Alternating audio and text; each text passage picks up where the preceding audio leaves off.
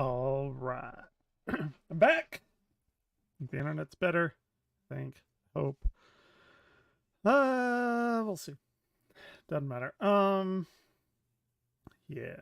So let me get some background music and find something to jump into. What do I want? I want, let's do that one. Why not? Yes, clown music. Sonic the Hedgehog 3 clown music. To be precise. Oh, see all my internet shit there. Okay. That was good. That was a good few games of ghost hunting. I have to get my sister in on it too, my brother-in-law.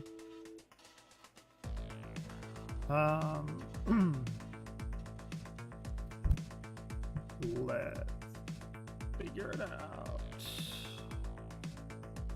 Why do I type in YouTube on the Google search. That doesn't make sense. Hey, my new, I forgot to put that up earlier. My new Live Now. Pretty cool. Pumpkins. Cyber pumpkins. Yeah, I gotcha.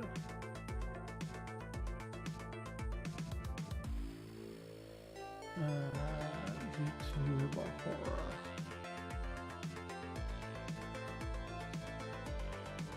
Okay, there's a few things that I found. I've been watching. Yeah, it's a lot harder than it used to be. A lot harder. They're a lot more active. A lot more spooky. Whenever you play it on, I think it's hard mode. Like, as soon as you open that door, the ghosts can be fully active and hunt at any time. There's no, like, setup time or anything. Like what we were doing, gave you, like, 5 minutes. And then I think normal is, like, 3 minutes, unless they changed it. And hard is, like, figure it out for yourself. Good luck. Have fun.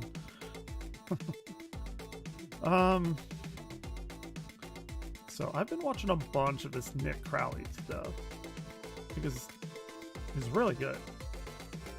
I don't know about all the drama or anything. Is there a nightmare mode? Actually, let's look that up real quick. The perfect time to look up how the fuck you do stuff.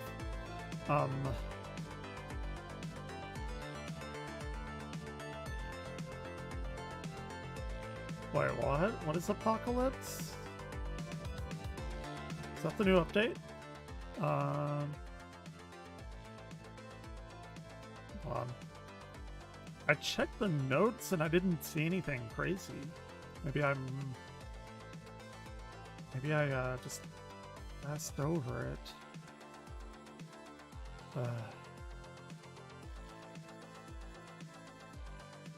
Here we go. And let's watch a few of these. I'm very, very curious. And I know I keep repeating myself, but the game is... It's so fundamentally... Not fundamentally, but it's so fucking different than when I played it. Like, I can't get over how much they've added. Which is great, because this game is fucking amazing. Probably my favorite horror game. Maybe. Oh, I also have a game. What horror games do I have? Well, no, I think my favorite horror game so far is Resident Evil 7. That shit scared the fuck out of me, to be fair. And then they added it for VR, which I haven't played, but I can only imagine. Like, I would probably need to go to the store and buy Depends. Because, yeah. I get really, really jumpy real easily. Because, unintended side effect, my parents used to scare the fuck out of me, like, to make me jump. Not, I mean, you know, fantastic parents, love them. But, like, my dad would come in, or my mom, they'd open the door real fast and say, like, "What are you doing?" Scared the fuck out of me. And it's actually been ingrained into my mind. Like, if I was in my office grading papers or whatever, and I've kind of zoned in on still talk to me. Oh, wait.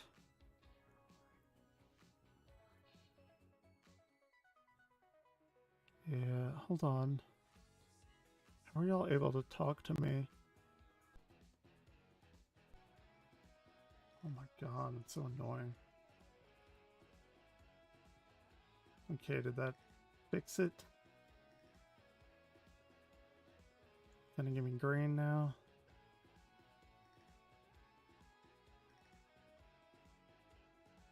Dude, I know that far too well. Okay, I think it's fine. I just disconnected and reconnected real quick. My Wi-Fi. It should be fine now, hopefully. Yep. Yeah, we're good. Alright, let's see what this Apocalypse trailer is. Yeah, refresh if you haven't, because you're going to be behind a little bit. Alright, here we go. Fuck with me, internet.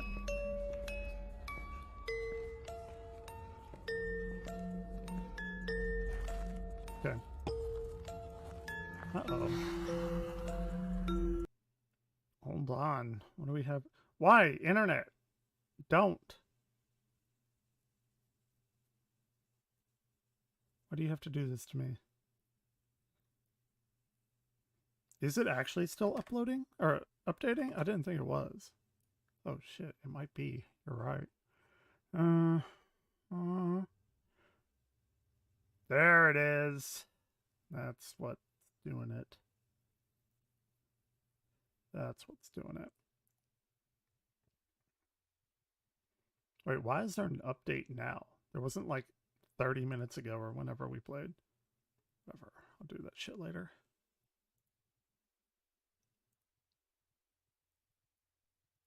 The hell? Close. Yeah, fuck that. Did it? Okay. Okay, hopefully that'll kick it into gear. Just get it later. It's not a big deal. I am gonna download Phantasy Star Online too, because I want to get into it again. That game is so huge. Why are games so fucking big these days? Like 100 gigabyte games are very commonplace, and that's annoying. Okay, anyway, I'll stop bitching. Okay, let me restart it. Mental institution. Okay, this is the new map they added. This is gonna be creepy as shit. Yeah. Holy shit. Oh my gosh. Sunny, 5 small maps in one. Really? Really? That's interesting. Dude, fuck this. This is gonna be my most hated map. Like, this is gonna be fucking creepy as shit.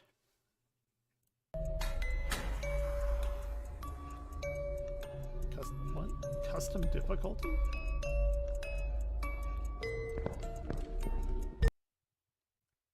Crappy indie games look like barf.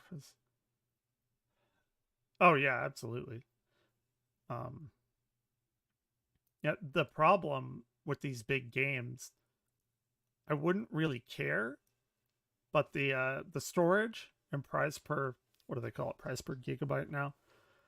The storage is not catching up with how big games are, and that's a problem. But anyway. Oh.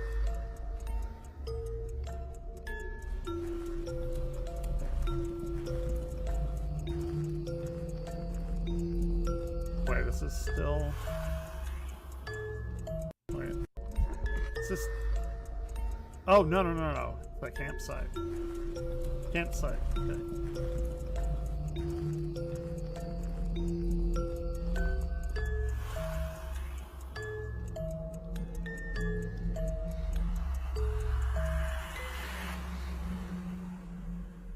Good for them.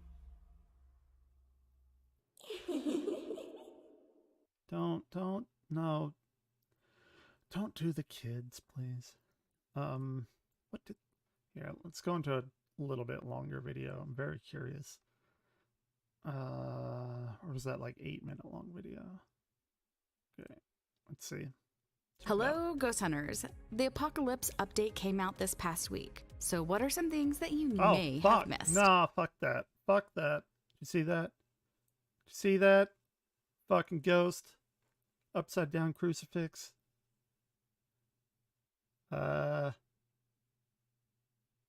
Is that the microphone? What does the microphone even matter? Yeah, hello there. The microphone's just completely new. So what are some things that you may have missed?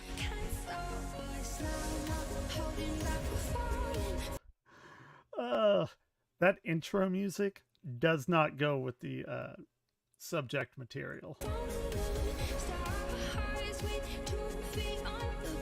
Chicky TV. I won't be covering all the details of the update as I focused on most of the major things in this video here.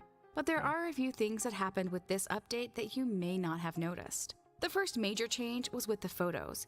You may have noticed that you can now have 10 photos displayed in the lobby.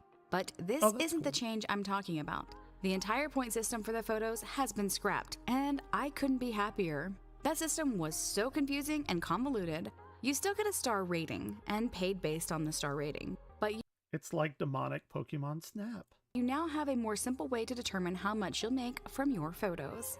If you get a photo of the ghost, it's $20 if it's 3 stars, $10 if it's 2, and $5 if it's 1 star. It's literally Pokemon For a used Snap. crucifix, dirty water, or a bone, you'll get $10 for a 3 star, 5 for a 2 star, and 2 for a 1 star.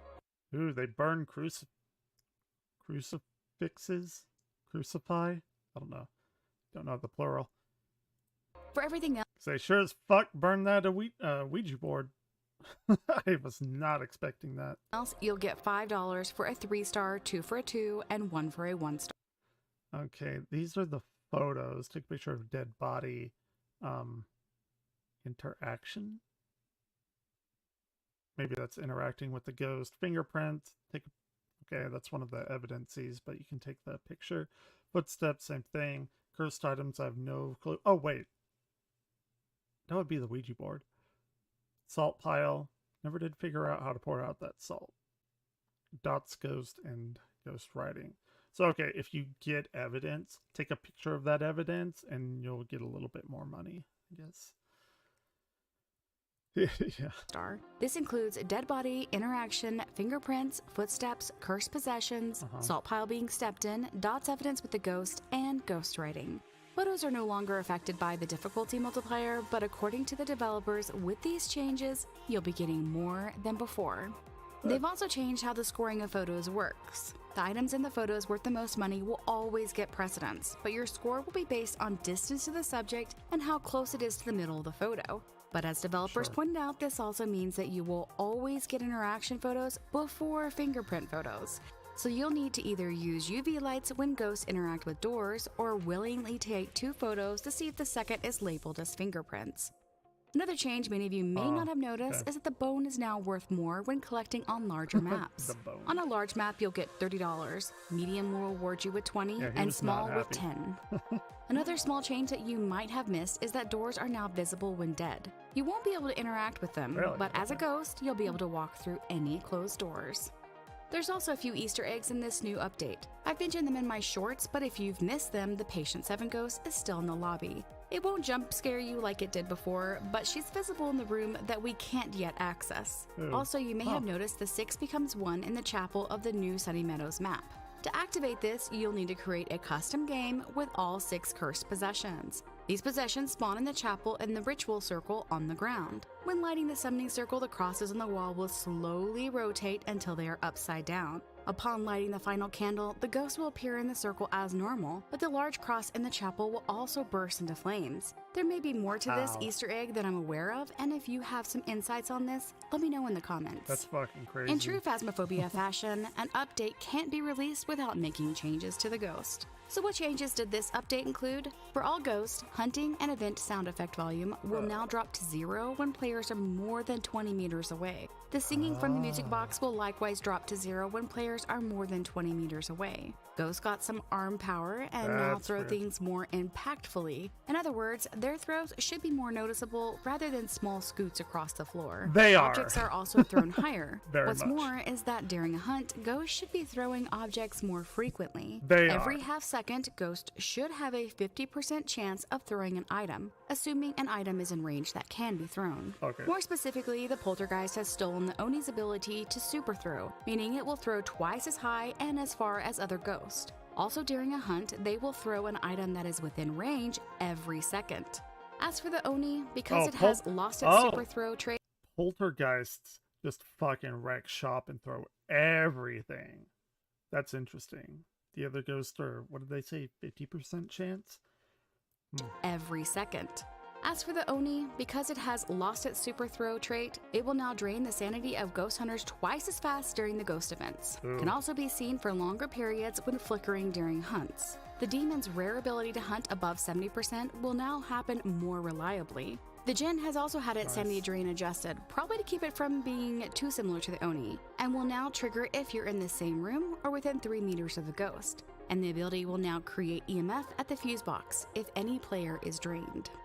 Another change that may have gotten you killed this past week is to controls. If an object is placeable, it will always use the secondary button, which by default is F. If an object is usable, it will always use the primary button, which by default is the right mouse button. In other words, smudge sticks will now be lit by using your right mouse button, assuming that it is your primary button and you haven't changed it. If you were killed this past week because of this change, make sure you like this video and tell me what happened in the comments. I can't be the only one who hasn't changed it. Is the right mouse. Okay.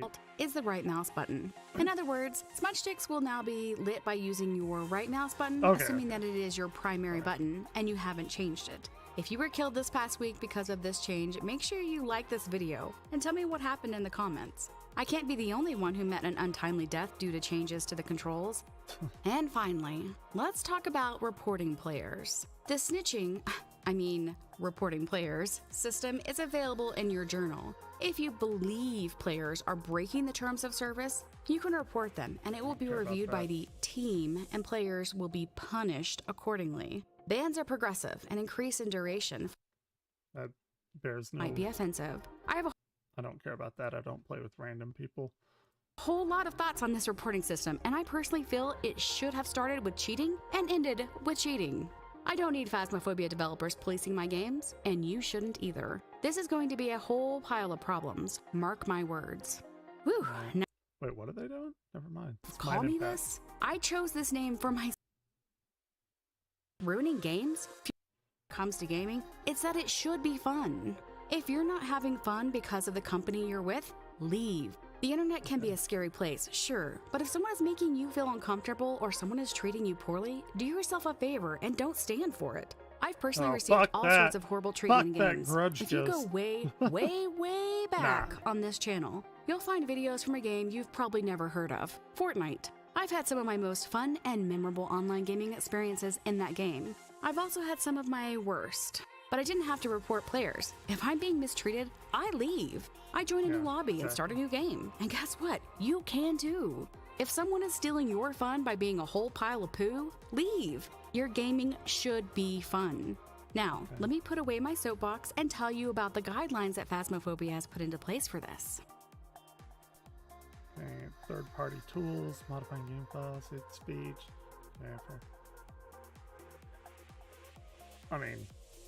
And this is not a complete list by their own admission. Jeez, someone call Big Brother. Specific issues I see: first, ruining games. If you've watched anyone stream this game, and I'm guessing that we all have, we know that sometimes streamers have specific griefing-like things that their viewers request that they do. I've had sanity pills hidden, smudge sticks lit in the van, all the pictures taken, etc. I have a whole playlist on this channel where we try to get our teammates killed. Second, offensive in-game names or inappropriate in-game names. How many of these have we seen? Do you know that some people are afraid to call me Chickie? Even though literally people I know in real life call me this? I chose this name for myself. You can call me Chickie, but some people are terrified to call me Chickie because they're afraid it might be offensive. I have a whole lot of thoughts on this reporting system, and I personally feel it should have started with cheating and ended with cheating. I don't need Phasmophobia developers policing my games, and you shouldn't either. This is going to be a whole pile of problems. Mark my words. Whew, now that we got through all of that, did I miss anything from the update that you felt needed mentioning? Is there something you'd like me to look into more in a future video? Let me know in the comments. Okay, that's cool. I think that they should have a mode where one person is the ghost trying to kill all the other people, like an asymmetrical kind of game, which are incredibly hard to do, but I think that would be fun. All right. So let's watch some Nexpo. Yeah, abusing. Yeah, that shit happened all the time in Overwatch.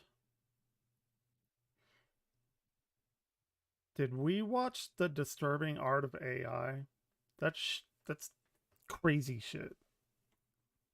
I know we did Darkest Lost Media. Yeah. What else?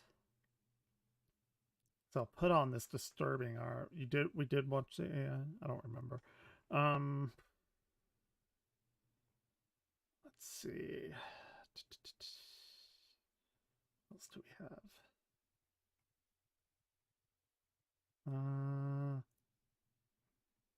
Did we watch the disturbing things around the internet?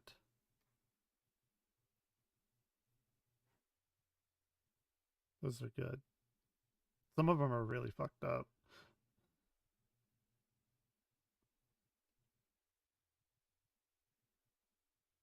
Mystery with Blue Channel. You want to watch that one? Where is that? Blue. After all. Shit. What happened? Yeah, I think the Blue Channel is somewhere on the... I don't know. Disturbing things from around the internet. Did we not already watch that? Or did we watch the Blue Channel without the commentary? Which is fine. And watch it again.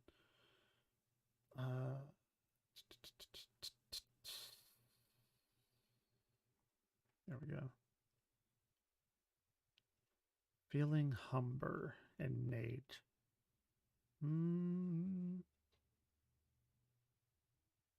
Okay. All right. Yeah, I get them mixed up.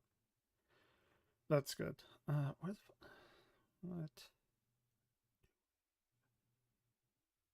I've watched so many of these. Where is this Blue Channel? Gemini. Gemini is going to be like an entire stream one night very soon. There's a lot to unpack there. Damn it. Where's the blue? Local 58. Okay.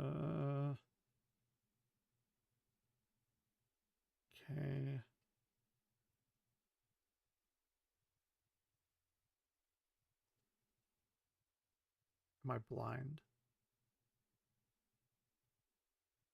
Down or up? I thought it was one of the more recent ones. Maybe not. Oh, that's his whole video archive. You know what? It'd be amazing if they had a search function. Oh wait, they do.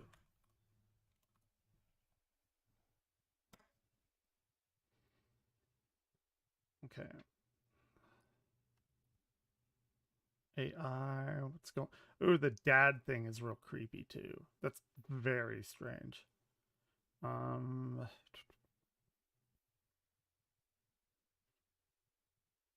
is it not pulling it up? What's going on with dad?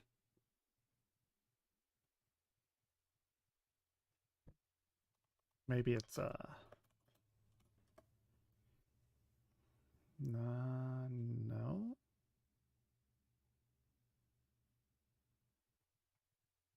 The fuck? What am I doing wrong?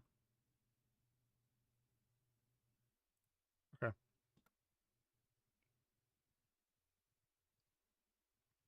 Antarctica. Liminal space. Oh, here. Oh, it's Nex's After Hours. Right. He started another channel and he's like, yeah, we're going to upload some more freeform long content there. It was like 4 years ago and he's put up 2 videos. the guys like me, ADHD, I want to do this and this and this, and then you end up not doing a goddamn thing.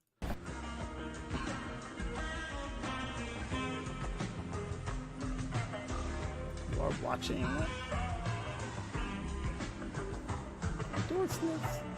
I actually think some other channel, I didn't watch it, I think I just scrolled past it, but they took the Thalassin stuff and made their own versions of it. I don't know, that may be fun to watch.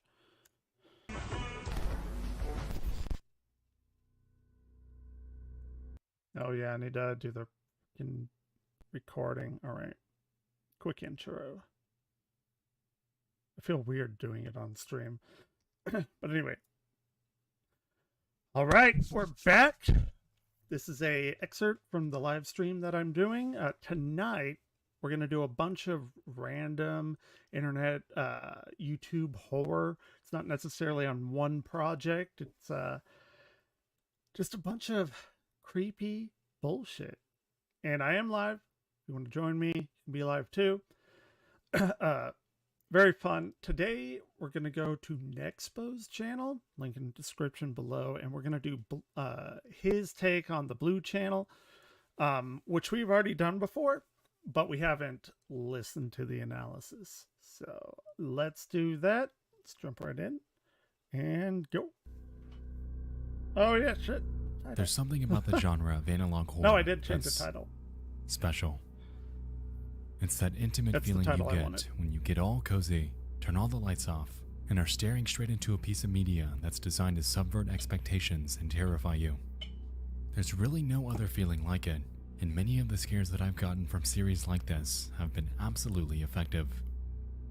It's that so late good. night, isolated, quiet feeling of dread that was brought upon us by Local 58 has inspired a firestorm of other horror projects that have all given their own creative spin on the form. Local 58, the grandfather of this analog horror stuff. Formula. And surprisingly, I'm still blown away at how creepy some of these can be. Enter a channel named Gooseworks, primarily focused on animations and music. Their work is admittedly pretty damn impressive. Yeah. Surprisingly though, on the 6th of February 2020, Goose would upload an outlier. A curious little video named Blue Channel Thalassin. While initially appearing to be a relaxed, laid-back public access commercial, things here are the same. As a matter of fact, this video is one of the more disturbing pieces of media that I've ever seen, because if you aren't expecting it, certain things get you, and they get you good. It's not jump scares or anything, but had to you'll use see. it at some point. Yeah.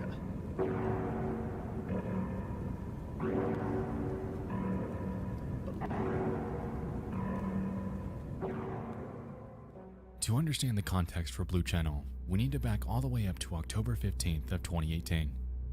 On that day, Goose would upload this video called The Blue Channel, seemingly out of nowhere. Visually, it hardly resembled their other work, so it stuck out like a sore thumb. But that's not to say that their audience didn't appreciate its weirdness.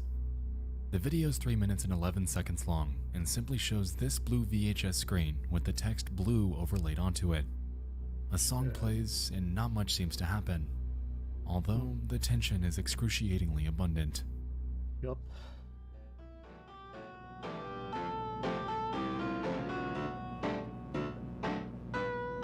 It could have had a better song, maybe.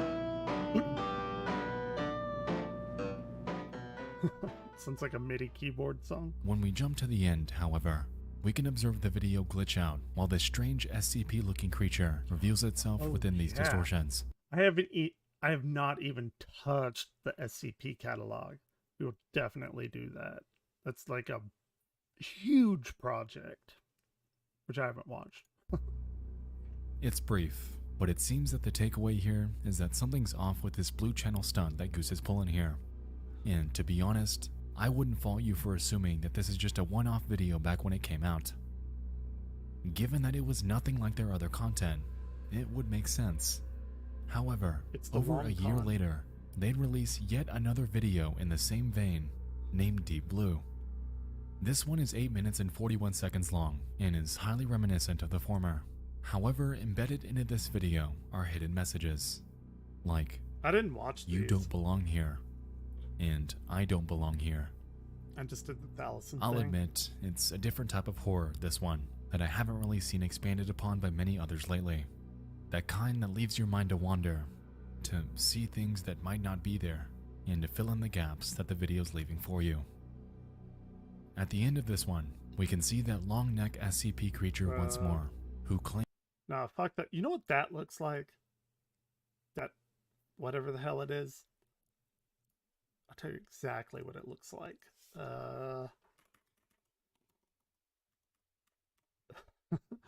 Tell me I'm wrong. Fucking tell me I'm wrong. From Twilight Princess. Look at that. The Uku. That's exactly what that is. Fucking nightmare fuel. Anyway. Claims that you let us in. They menacingly stare at us for a few seconds before the video ends. So clearly something's up with Blue Channel. Fuck that. Don't what like we it. initially assumed to be a one-off video by Goose had turned into yet another that seemed to slightly expand on the ideas that were presented in the first episode. Within this series, so far, we have this broadcast channel that centers around the blue VHS screen. Within the Blue Channel universe, someone is trying to get a message across, but at this point, we're unsure of who exactly that is. That's directly Perhaps from it Local is that 58. alien creature that we've seen in both episodes, or maybe it's someone that we haven't encountered yet. Very much inspired by Local 58. With like the emergency alert, like people going back and forth. Or a loved one are suffering from any of the following symptoms: lack of feeling, Yes. emotional outbursts, Yes. fog of the mind, or Yes. memory loss. I feel This personally may be a attacked. sign of onset AED or advanced emotional deterioration. Today, 7 in 10 people over the age of 21 report experiencing emotional degradation severe enough to hinder everyday tasks, such as workplace performance, Yeah. social interaction, and general well-being. The thing about this is that it's so real. Like it's not a real thing as far as I know, but like it could be. Like it's easy to imagine that you have emotional deterioration, like just using I don't know, Twitter all the time, social media, whatever. Like, yeah, I could see that happening. Emotional stability is required for a functional and healthy mind. Ugh. Correcting AED used to require rigorous testing and invasive procedures, costing time, effort, and money. Today, the solution is Thalassen. Hell yeah. On the 6th of February 2021, Goose would upload the third entry into the Blue Channel saga, called Thalassen.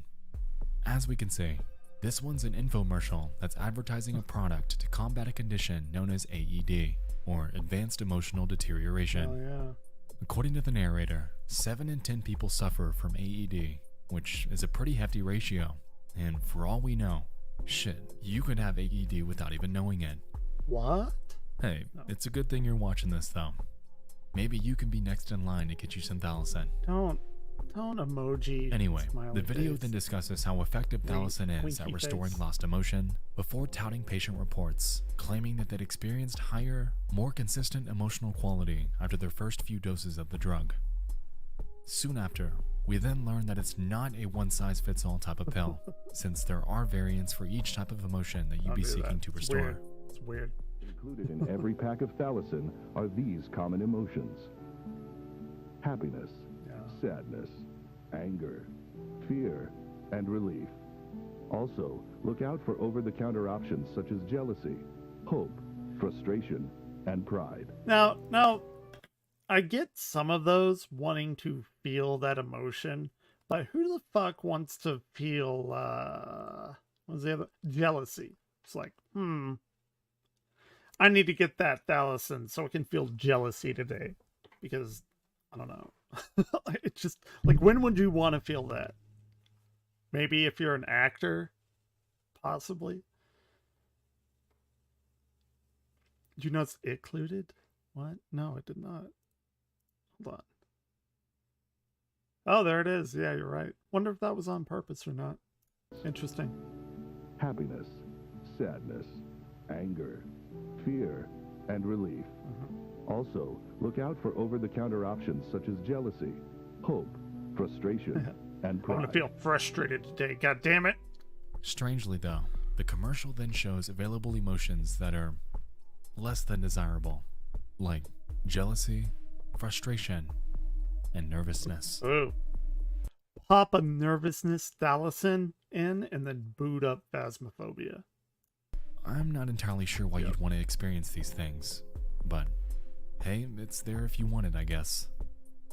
Exactly. Anyway, about midway into the video, we can observe a glitch before the video pivots from focusing on medical usage to recreational. Are you tired of experiencing natural emotions? Yes. The video asks. Before we observe the following. Cutting-edge brain mapping technology has not only... God, I want to call that... No, wait, is that a real number? Surely not. Didn't they have a real number earlier? Yeah. 842-5274. That's got to lead to something related to this.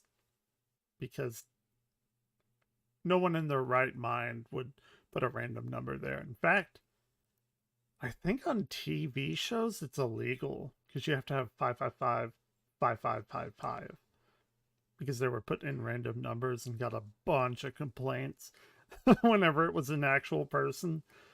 Like, what the fuck? Why am I getting all of these calls? Before we observe the following. Cutting-edge brain mapping technology has not only allowed us to refine existing emotions, but has also allowed for the creation of new emotions and emotional experiences. Can you imagine that? I was actually talking with my girlfriend about that. Like, it's got to be impossible to imagine what a new emotion is, right? It's like imagining a new color. Kind of in that same, line of thought.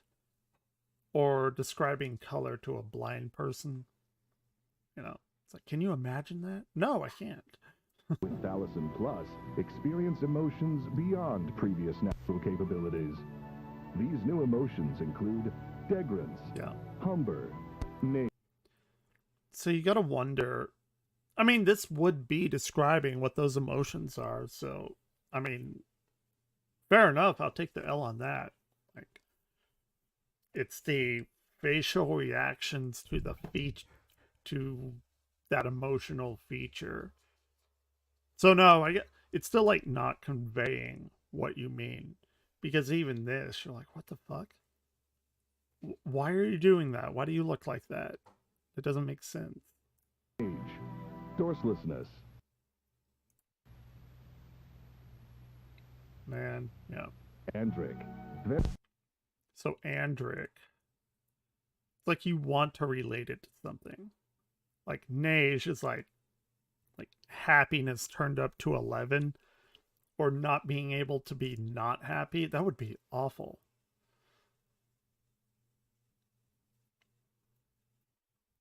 And they got it. Yeah, fuck, fuck that. I'm not brave enough to call that number. I'm a fucking pussy. I would be the first to admit that. Anyway. Dorselessness. I have felt dorselessness just about every day for the past 3.5 years. Andric. Veronate. Harnish. Yeah. This is me teaching astronomy and people asking about the flat earth theory. This is actually me.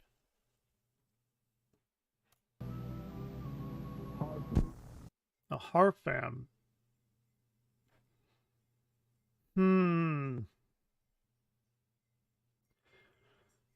So is this actually what happens to you, or what you perceive happening to you? Because it is only emotions, right? Emotions, well, I would say emotions can't change your face, but that's not true, obviously. If you're sad, you cry. If you're happy, you smile. It does facial changes, but I don't know how you would get your skull to be caved in. Something, I don't know. Don't want that. Kind, yeah. Transiveness. Am I wrong? Or... Punish. Hold on. Hard. You're right. Right. Transiveness. Is transiveness not just a very, very severe form of a... What's the other one? Nage, right?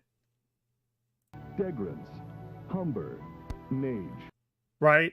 Yeah. Transiveness is just like that on, like, turned up to 11. Teluge. Brick. Right? Wait, did I miss it? Sorry for rewinding. Transiveness. Yeah, right.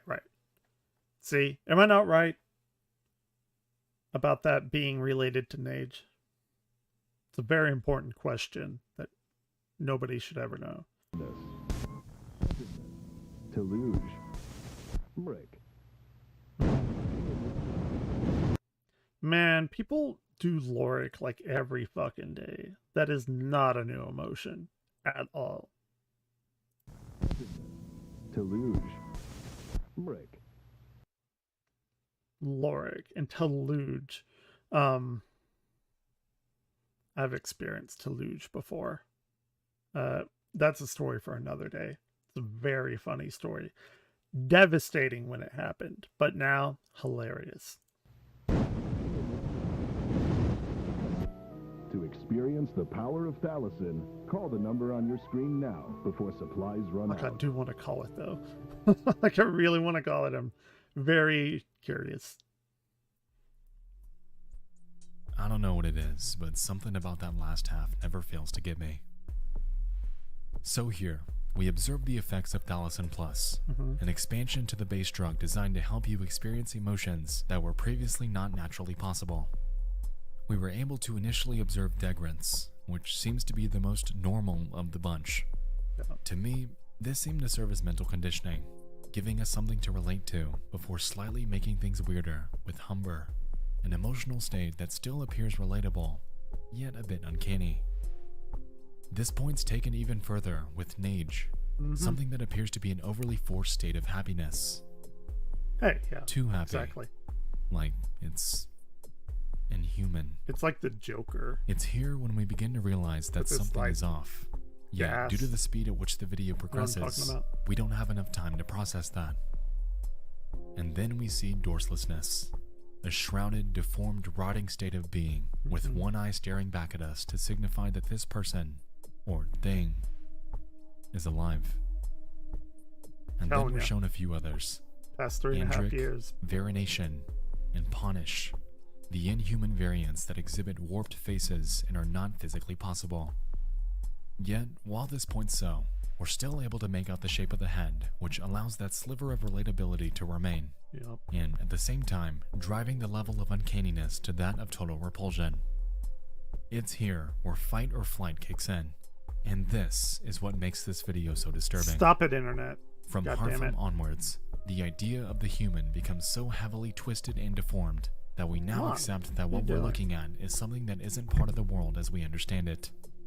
It's alien, and given the prior context about Blue Channel, we're able to assume that something not only hijacked this. God, things need to go away. I hate them. It's good now? We good now? Probably not. What the fuck? Don't make me scrap this video.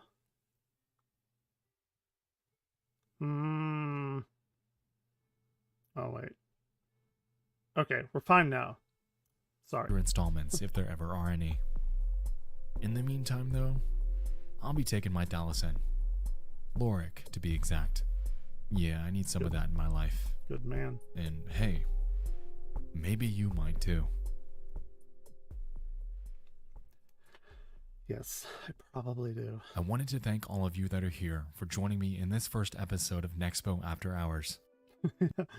Yeah, look at this. It's so funny, Nexpo After Hours. It's like 2 videos and he has 250,000 subscribers.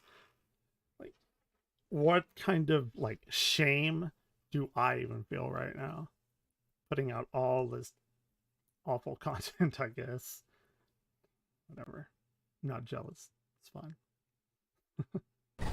Alright, alright, what can we look at? No, let's go to him. Back rooms is going to be like a real big thing too. That'll probably be like a week-long deal.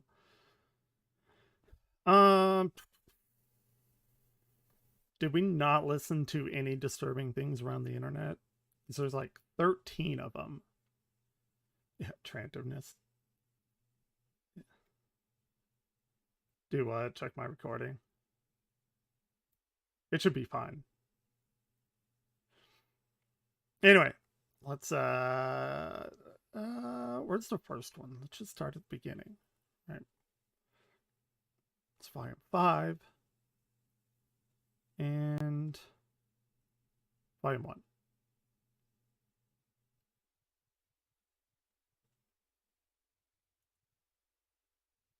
Okay. I see what you're saying. I want my Thalison. God damn it.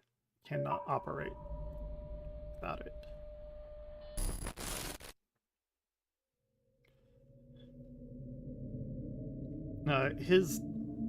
His older videos are funny because he has no expression in his voice. Back in November, I mentioned that I was discontinuing my Unnerving YouTube channels and Unnerving YouTube videos miniseries to a mixed response. I told you guys not to worry, and that's because what you're about to watch is its direct and far improved replacement. Welcome to episode 1 of Disturbing Things from Around the Internet. Right. This is essentially a one-stop shop for creepy finds that I might have stumbled upon recently while browsing online. We'll dive into not only creepy things from YouTube, but from all over the net as well. Right. Today, we're going to dive into 5 hand-picked and disturbing finds from the internet. Oh my god. Did we watch this, the Hawaii missile scare? I feel like I did, but maybe I didn't. Maybe that was on my own. Because this shit is crazy. This is insane. I did not know this happened, but here we go. The recent Hawaii missile scare is one of the most unsettling real-life occurrences to happen in a long time. Back in my Unnerving YouTube videos series, I included an entry about an emergency alert and how disturbing they sound. Oh shit. Yeah, you're over there. And you experienced this? Holy shit, I didn't even connect the dots. This is essentially that, but this time, it was for real. Hawaii's residents went into a state of panic following this broadcast, and there were all sorts of goodbyes being given due to the anticipation of all of their lives possibly being wiped out as time ticks closer and closer to the missile's estimated time of arrival, which was said to be just minutes from when the alert went live. Fortunately, I mean, it's really insane to think about going back to Local 58 whenever they accidentally placed that that weird fucking video contingency plan where it's like telling people to kill themselves. Not good. This entire fiasco merely turned out to be a false alarm. The footage that residents took during the situation, however, is entirely disturbing. Of course, you think Take they're a about look to at some of die. it. I mean, Missile threat to Hawaii. A missile may impact on land or sea within minutes. This is not a drill. If you are indoors, stay indoors. If you are outdoors, seek immediate shelter in a building. gosh. Yeah, building's gonna do something. If you're working, I want to be this guy whenever I get the news that I'm about to be obliterated by missiles. This guy is my spirit animal. in this video, that means I didn't make it because of the missile that's coming towards Hawaii. I just parted the last hole, and I just hit the shiznik out of my ball. So, I love you all, but I'm playing golf. It's the last thing I'm gonna do. Man does what he loves. Respect. Yeah, shit. Yeah. It's insane. Crazy. This is not a drill. If you are indoors, stay indoors. If you are outdoors, seek immediate shelter in a building. Remain indoors well away from windows. If you are driving, pull safely to the side of the road and seek shelter in a building or lay on the floor. I can imagine somebody out there didn't want to die that way and, you know, opt themselves just to have that control of their own life. I don't know. It's crazy. Because you can't go and, like, hide anywhere, you know. It's not like going 500 miles that way. We will announce when the threat has ended. I guess in a boat, but... yeah, clearly. Shit, I would be The sheer too. terror that comes with an emergency alert, coupled with the idea that these residents believe that they only had a few more minutes to live, really puts things into perspective here. Hawaii is such an isolated state, and if there ever truly were an event like this that were to happen, these people would have absolutely nowhere to go. Yeah, he brings it up. It's insane. I don't know how I'd never heard of that. This YouTube video showed up in my recommended feed a few months back, and I've seen it a couple of times since then. It involves a family's venture as a tornado rips through their house. It opens with the husband filming a tornado a short distance away, and I have a good feeling about this. Damn it. after a few seconds, it's evident that the storm is moving straight towards them. He then proceeds with his wife to the closet under the stairs, and the terror that follows is much, much more real than anything out of a horror movie. Look at... living in Texas, haven't been hit by one, but I've experienced many, many tornadoes in my life. this. They've been pretty damn close, too. Holy shit. Like, about that close. Holy moly. Alright. Holy shit. I think tornadoes are fucking insane. Like, just stepping back and thinking about it, like, they're so fucking cool. I mean, you know, not the people dying from it, but the physical act of creating a tornado is fascinating. Alright, I gotta go. I'm coming, honey. It's like, nope, I'm gonna nope out of here. Where you at, hon? God damn, it's bad. I see. It was at this moment that he knew. He fucked up.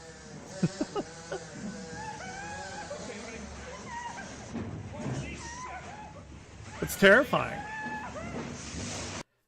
That hits more, like, closer to home than anything else that I've seen. Yeah, it's terrifying. It's horrifying.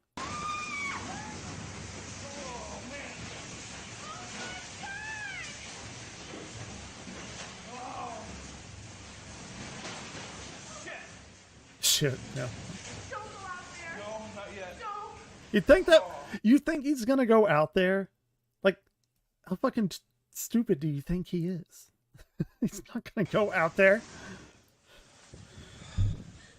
Yeah. Oh my god. That is unfortunate.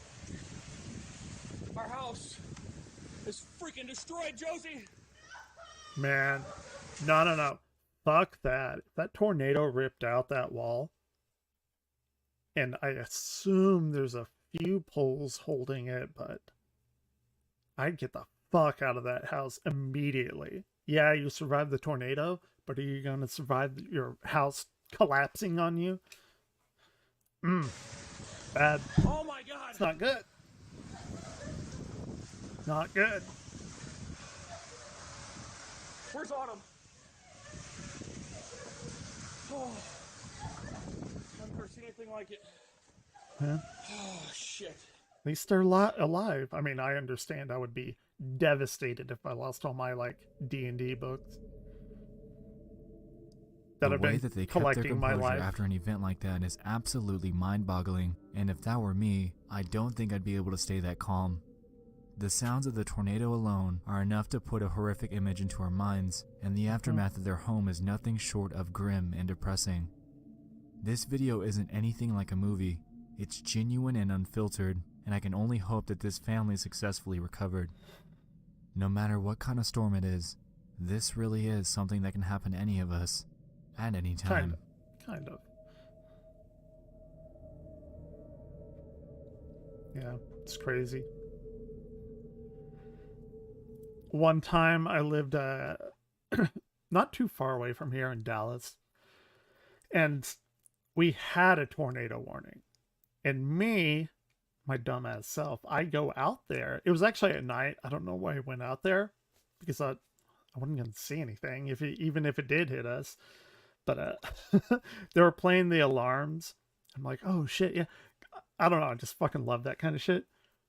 And then a huge fucking gust of wind knocked me over and slammed me into the back of a wall on our patio. And I was like, nah, fuck this. I'm out. Like, it's never happened to me before. But it scared the shit out of me. It's like, nope.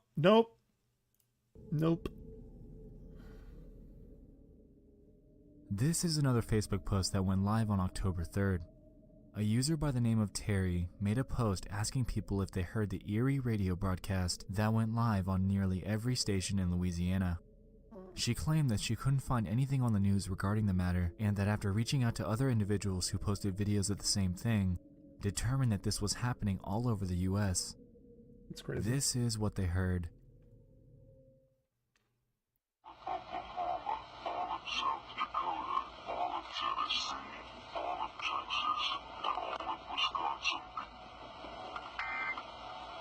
Dude, this is some fucking, like, Local 58 shit.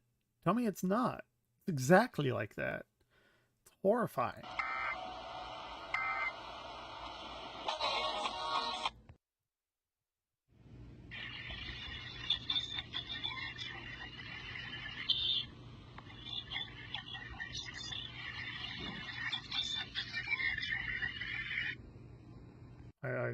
I assume that's the same message.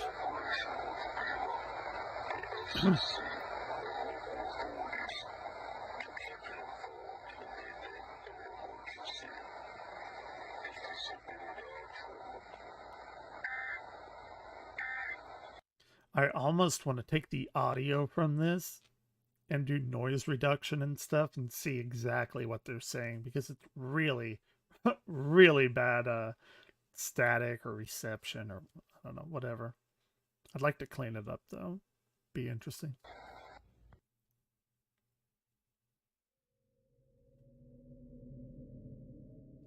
Now, it sounds like a distorted voice naming off states, and hearing it obviously raises alarm.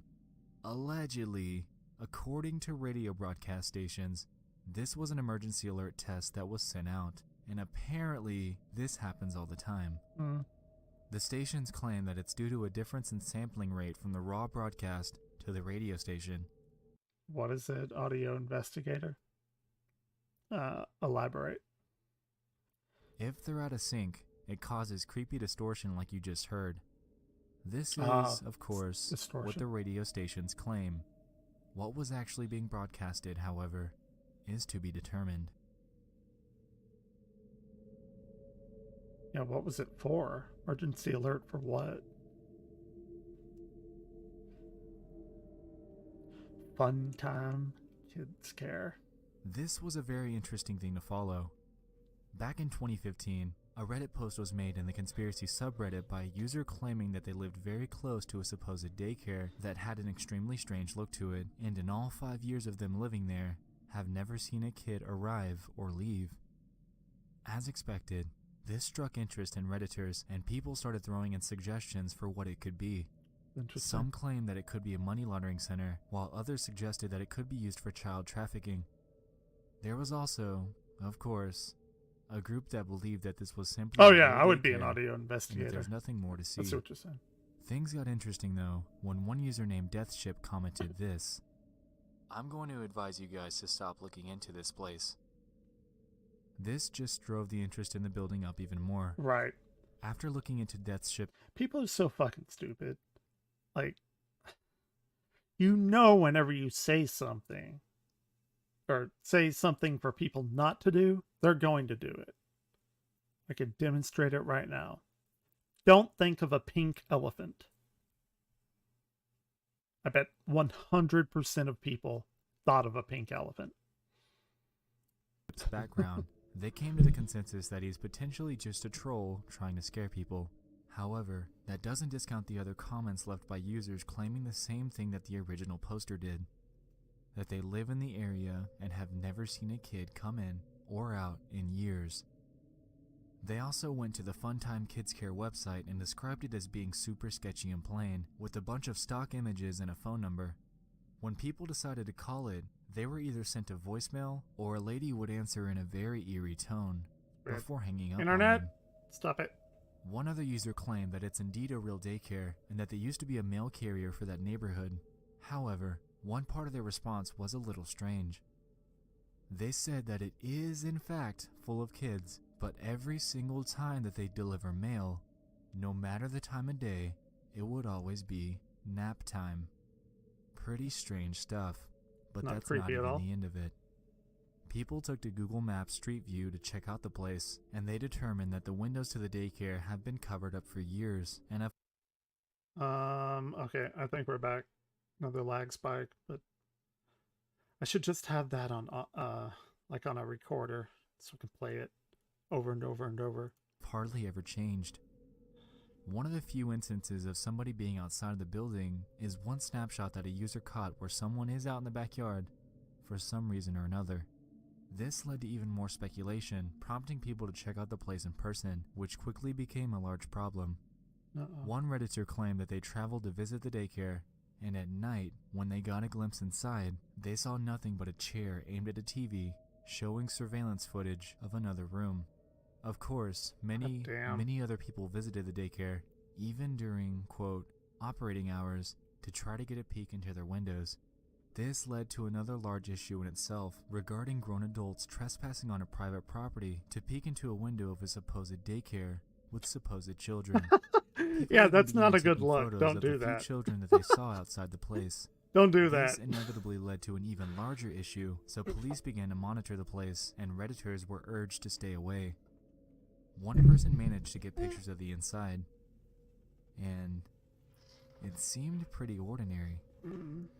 Look at that After tiny doing water even more fountain. digging on the place, Redditors dug up the owner's name, and it's rumored that the building owner purchased the daycare for his mother to give her something to do with her time.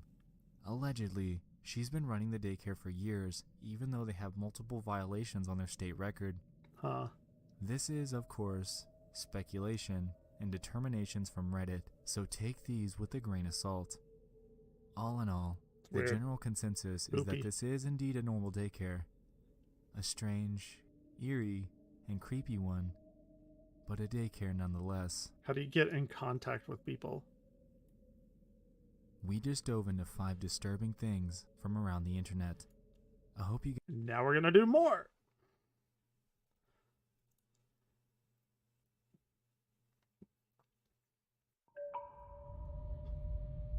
Oh god. Ew. Ew.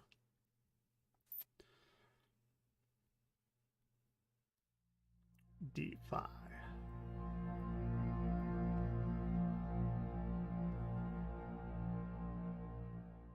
Welcome back to Disturbing Things from Around the Internet. If you recall, this is my one-stop shop for bite-sized creepy finds that I've recently stumbled upon. Yep. Just last month, we covered a wide array of disturbing things, ranging from Facebook posts to Reddit conspiracies. Today will be no different. Wait, what? It's time. What's that other one? We didn't see that one. Is that a different video? Maybe? To dive into 5 more hand-picked and disturbing things from the internet.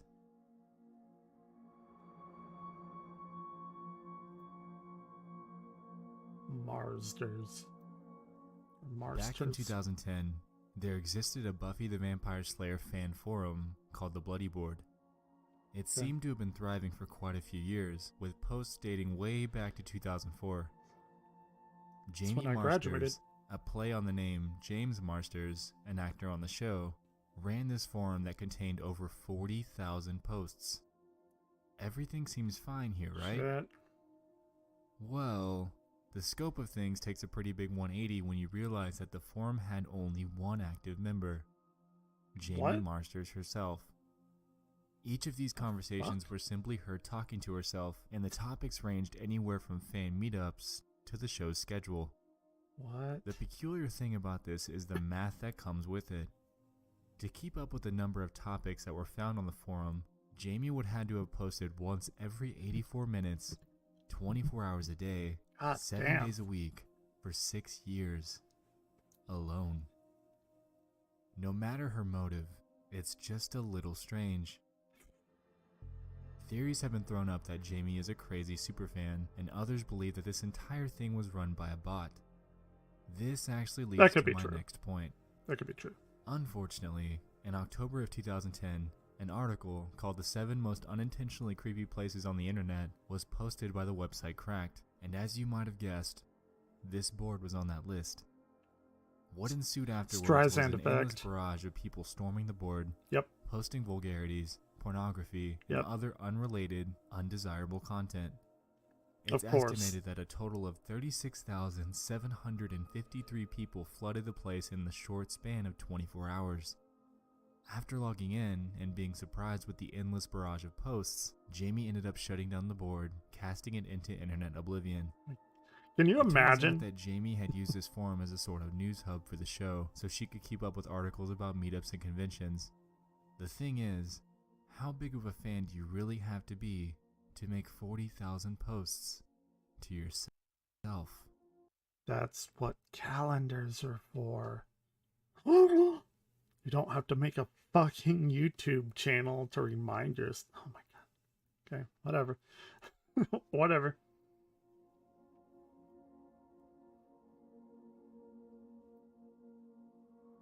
I don't like that guy. That's... Nope. In July of last year, a Facebook post was made by a user named Kiana, who claimed to have had weird things happen to her for a while.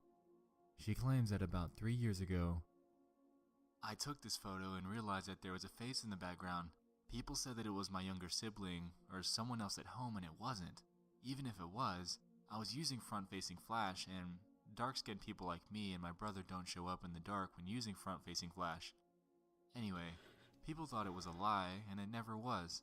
Little things happen here and there, like my lights shutting off when I knew I had them on, or things moving right in front of my eyes. I try to ignore them, but tonight, I just so happened to be recording what I thought was a cute video of me petting my cat.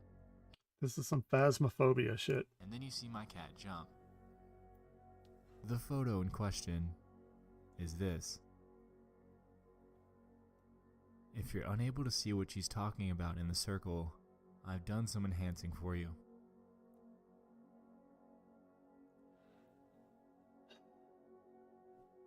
Now, for the video. I don't like that. God damn.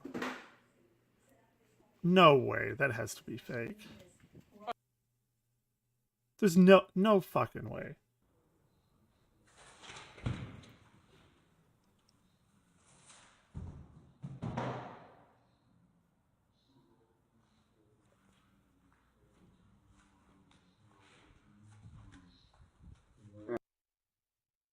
No way. You're gonna have to do better than that to convince me. Whatever you make of this is up to you.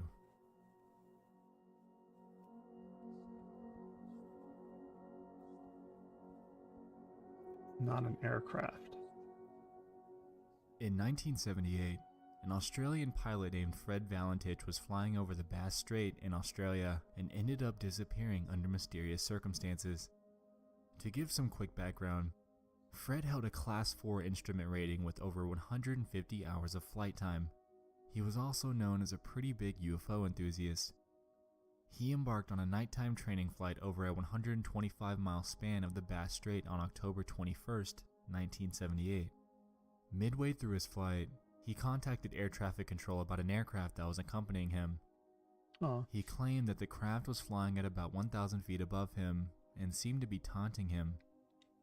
The disturbing part is, his last words from the transmission were, "It's not an aircraft." Shit. A recreation of the flight transcript has been made, and is as follows. This is Delta Sierra Juliet. Is there any known traffic below 5,000 feet? No known traffic. Seems to be a large aircraft below 5,000 feet. What type of aircraft is it? I cannot confirm. It's four bright, seems to be like landing lights. This is exactly how Lost started. Can you describe the aircraft? As it's flying past, it's a long shape. Cannot identify it. It has such speed. It's before me right now, Melbourne. How large would the object be? Seems like it's stationary. What it's doing right now is orbiting. The thing is just orbiting on top of me. Orbiting. It's a green light and a sort of metallic, like it's shiny on the outside. It's just vanished. That strange aircraft's hovering on top of me again. It's hovering and it's not an aircraft. What? And then that's it? He got? Just disappeared? Many theories have been made regarding what he was actually seeing. These theories range from an actual UFO sighting to the possibility of Fred becoming disoriented and flying upside down. Technically, it was a UFO sighting. UFO does not equate to aliens. It means unidentified flying object. You just don't know what it is. But most people think it's aliens, but that's factually untrue. The latter seems very possible, given the fact that this occurred at nighttime. He could have very well been looking up at his own lights as they were reflected in the ocean. The one thing that unnerves me about this, though, is the fact that he made claims about it flying in front and behind him, and also that the lights he saw were green, when his craft had no green lights at all. The entire incident... There's a way to explain that. If he was flying upside... I don't know about the upside down part. I figured they would, like, crash instantly for flying a plane that big, but whatever. If it doesn't, and he was, then his lights could have reflected on the water, and it could have reflected back green, possibly, depending on what the physical characteristics of the water were. It is intriguing as all hell, and a solid explanation is yet to be given.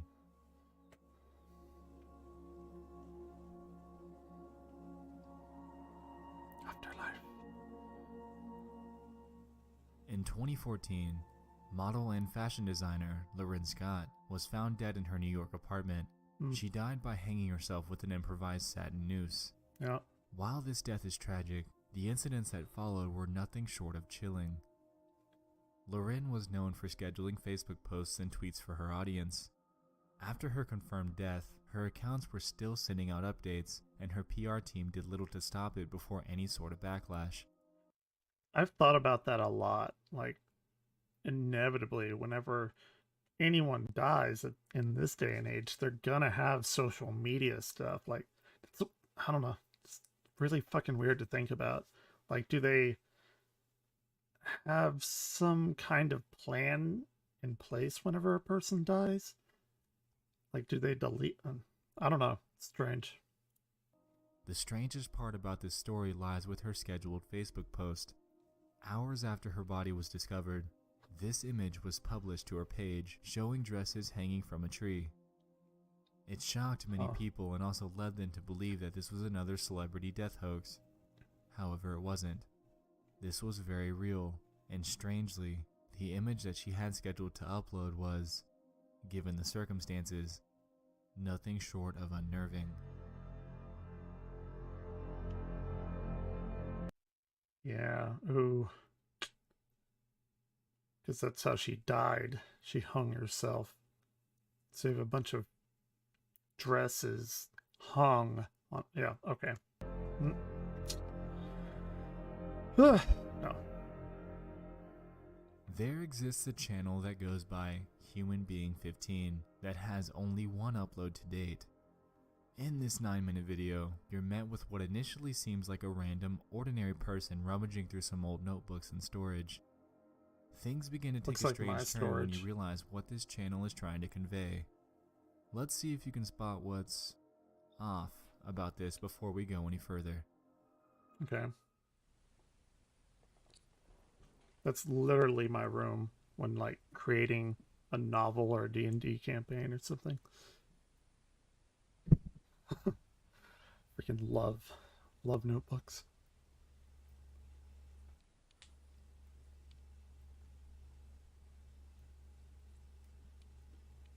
All right, he's got, okay, but I'll give him that one. I'll give him the W.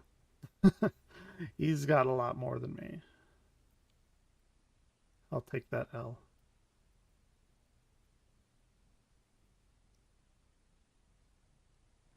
God damn.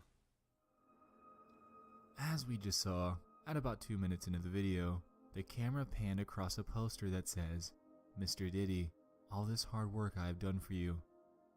The same thing actually happens at 3 minutes and 21 seconds.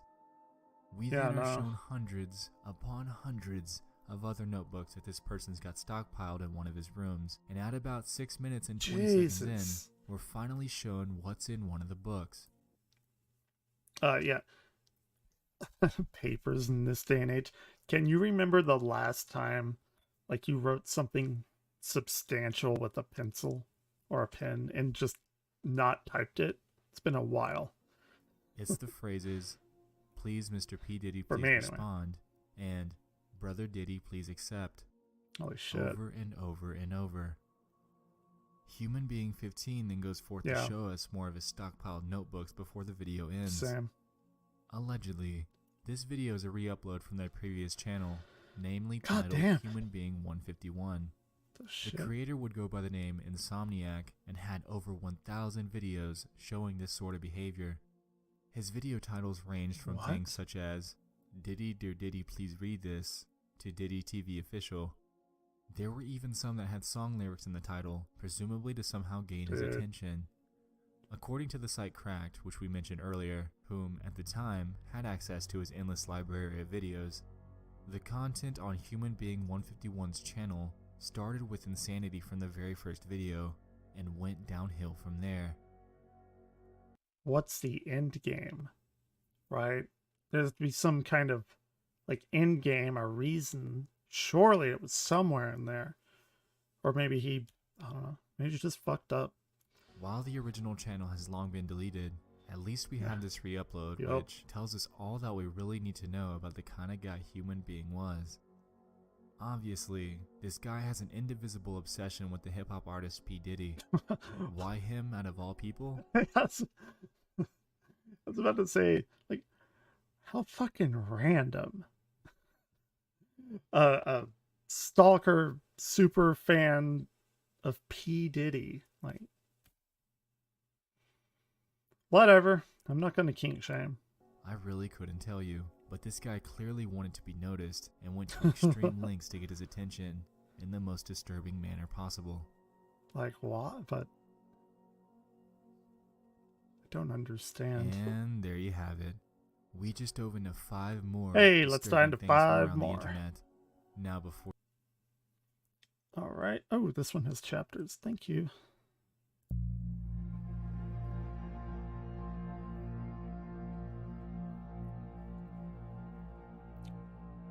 Day 0. For the past few years, there's been a severe ongoing water crisis in the city of Cape Town, South Africa. In short, The city is slated Oh, to yeah, be you're the right. first major region in the world Exactly to be right. completely out of drinking water. Ever. This is Back in 2015, terrifying. a drought began, resulting in severe water shortage, and since then, the city has slowly been going through cycles of water recovery and rapid declination with an obvious downward trend. Unfortunately, going by these statistics, a life-threatening problem will inevitably be upon them. Cape Town and its residents are currently bracing for what they're calling a Day Zero, which is essentially when the water reserves in the region become so low that the municipal water supply would become so heavily regulated that citizens would only be allowed a maximum of just 7 gallons of water to live off of per day. Yep. The dreaded date, What's gonna happen? which was designated in October of last year, has been shifted back and forth. It was originally supposed to be April 21st. That was recently changed to April 12th. Then 16th, then May 11th. Luckily, they bought themselves some time due to severe water limitations that have been put in place in the region. Currently, citizens are only allowed 13 gallons of water per day maximum, and various measures, such as water reduction for crops and the patching of massive leaking pipes, have been put in place in an effort to conserve every last drop. The reasons behind this have been debated back and forth. I mean, we take water for granted. But not having it? Shit. Ranging from bad governing, to climate change, to wasteful use by citizens. Unfortunately, little can be done about this massive crisis, and residents have already been rushing to supermarkets to stock up on all the water that they can. It's insane. It's heartbreaking and completely crazy to watch this happen in the news. It's like a and Mad think about how Max this would be handled thing. if it were to happen to you or me. The majority of these people can't just afford to up and move out of the area, and I'm sure that most of us, myself included, wouldn't be able to either. Yep.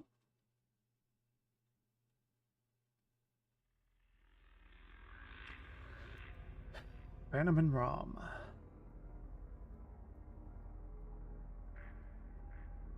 It's an interesting word, Phantom. Phenomenon Rum, or by its English translation, Space Phenomenon, is a video that was recommended to me by a user on Twitter.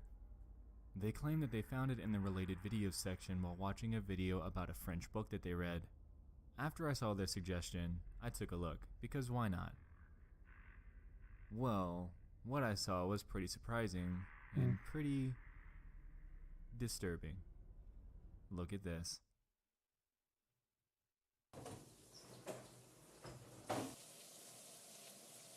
Yeah.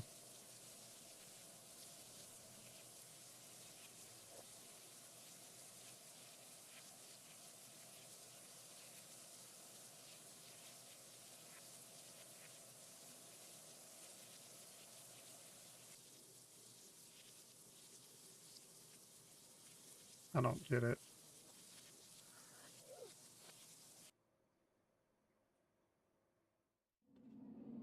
I don't understand. It's a video played backwards?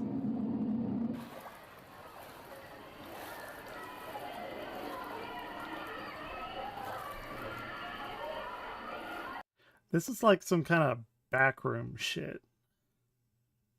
Around the moon.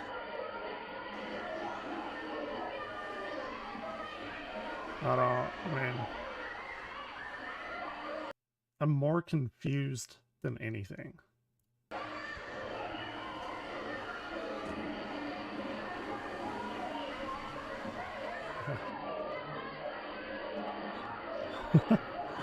I got you covered.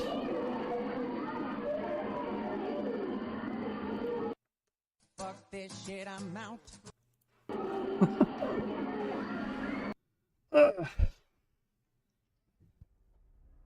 Like we established, Phenomenon Rom translates to space phenomenon, and this video seems to be a strange art project about the term.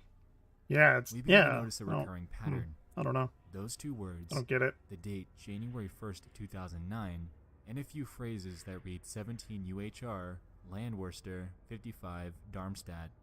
Now I know I probably butchered those and I apologize.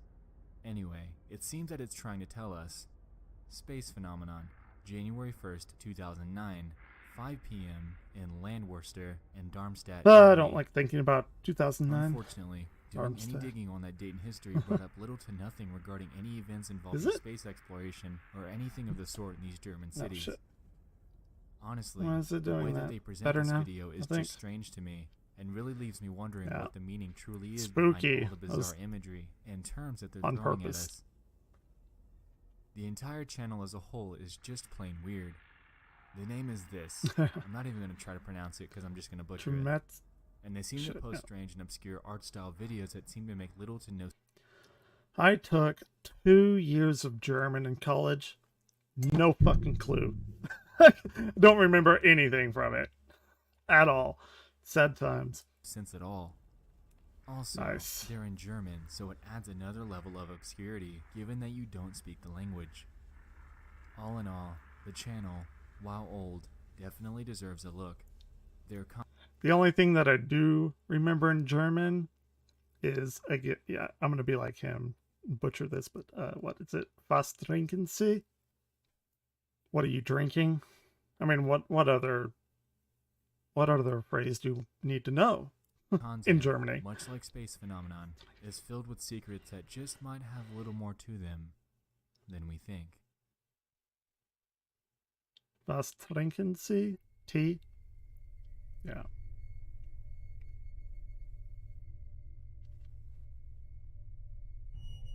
Yeah, I don't claim to be an expert.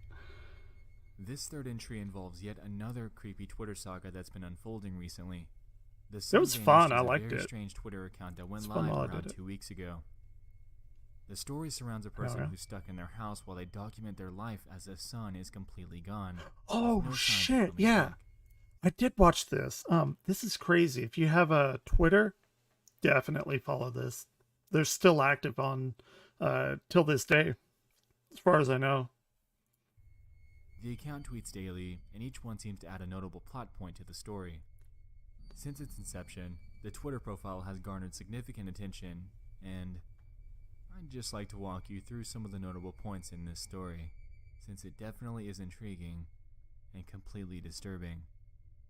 It's kind of cool. The story opens as such. Help. It's late in the morning, and it's still dark outside. Where is the sun?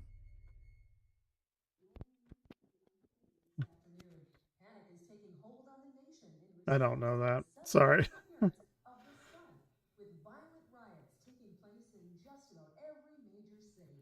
Barking up the wrong tree, man. Reports of ransacking and looting from New York, Chicago, Los Angeles, Dallas, and Washington, D.C., with hundreds more isolated incidents coming in hourly. The president made a public statement this morning. You expect Americans to know more than one language? Meanwhile, experts are claiming this phenomenon to be an event similar to God, we're trash. America's so fucking trash. Hell yeah. Okay, let's take over the world. The power keeps going out, and I keep hearing noises outside. Sometimes far away, sometimes close. This is interesting. It's like an ARG.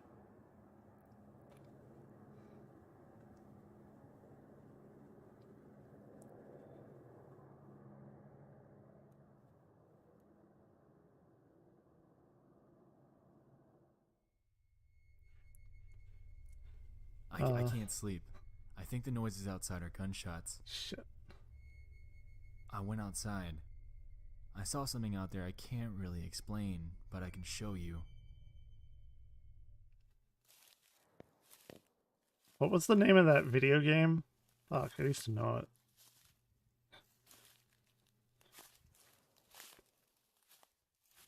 Wasn't it something like Cats? CATZ? Something? Maybe not. Probably not.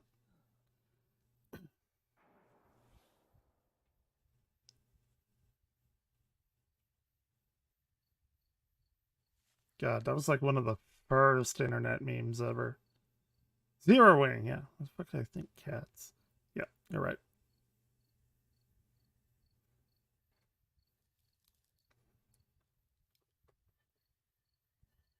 One day we should react to old YouTube memes or internet memes. That'd be fun.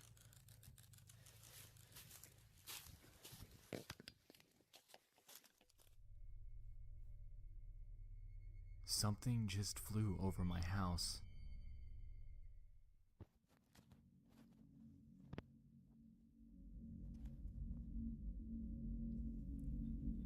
I don't know. It's fun. Obviously not real, but I don't know. I would do something like this. Yeah, Rick rolls. Dramatic gopher. I just compared the sound of Star this Wars video kid to the sound of the helicopter footage I posted a few days ago. Whatever this was, it was definitely not a helicopter. I mean, Thank God. One of my friends is still alive. He just texted me. He's committed to the narrative. Good for him. That's enviable.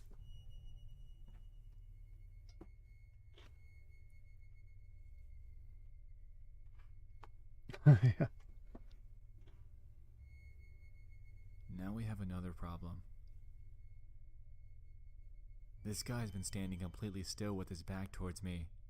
I have no idea how long he's been standing there.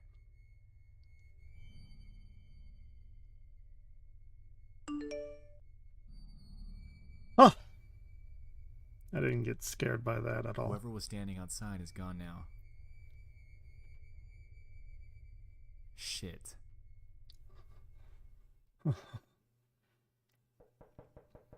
I never saw the Blair Witch. We are not in Germany.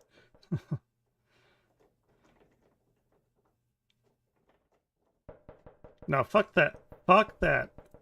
Fuck that. Because that ties directly into Gemini home video. Home entertainment. They specifically tell you to not answer the door when knocking comes around.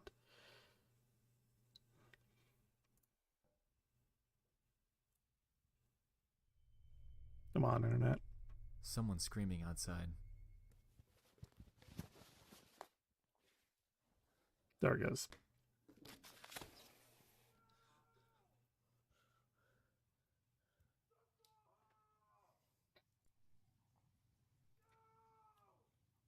It's not creepy.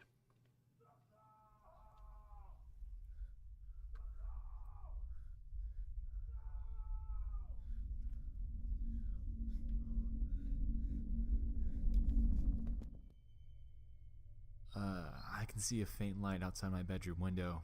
I'm going downstairs to check it out. Don't do that. Why are people so fucking stupid in situations like this? No. No. Stop it.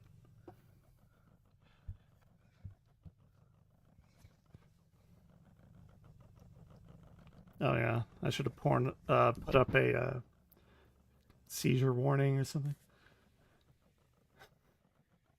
Yes.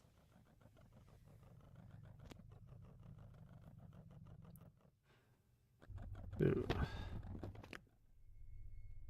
I'm hearing noises outside again. Here, random question. What kind of weapon that you have access to? Very important. It's like in your home, in your living area. What weapon would you have access to go and, like, you know, fend off a zombie invasion or whatever the fuck this thing is? Like, what's the first thing that you would grab? And you have to own it.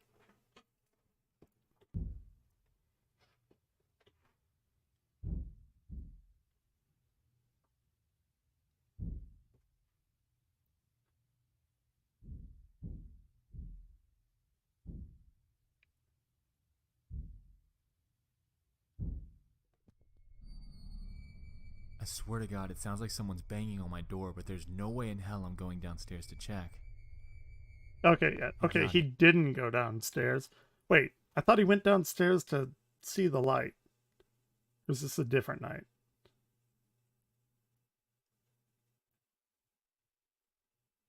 Or did he see the lighting and fucking noped out of there? Yeah, yeah. Hand axe small. Okay. A bat, or you have a bat in your dwelling? And I don't know how it got in, but I'm hiding. What would I use?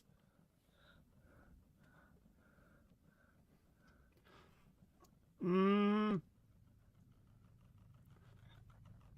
have no clue. Dude, no, don't do that. That is actually incredibly creepy, though. Kudos to them.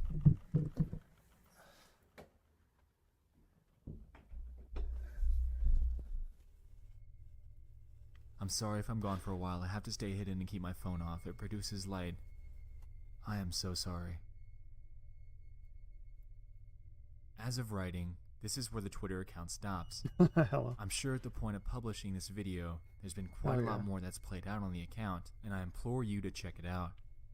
I never played Dead Island. Though, just make sure you have the lights on, since we know that the creator of this account most definitely doesn't. Oh, yeah, of course. Oh, shit. Is this my documentary? What did he find out about me? Anxiety War is a channel that I've been following for quite a few years now, and I want to talk about his old content. The channel is run by a guy named Zach, and while he hasn't done anything disturbing himself, he's had... If you look up generic white boy in the dictionary, that is exactly what you would find. Quite a heavy hand in exposing child predators, vigilante style, through his YouTube channel. Unfortunately, if you head over to Zach's channel today, you'll come to realize that his content has most definitely changed and is direct. I was going to say, like, non-ordinary weapons that you would normally get, like a knife, like a butcher knife, like a serrated bread knife, or whatever. But that works. Complete 180 from his old days of busting child predators online. While this is so, there is one video that he's left up, and it's exactly how all of his old content was when I first found him. If you're curious as to why this channel has gone through a sudden change, the reason is simple.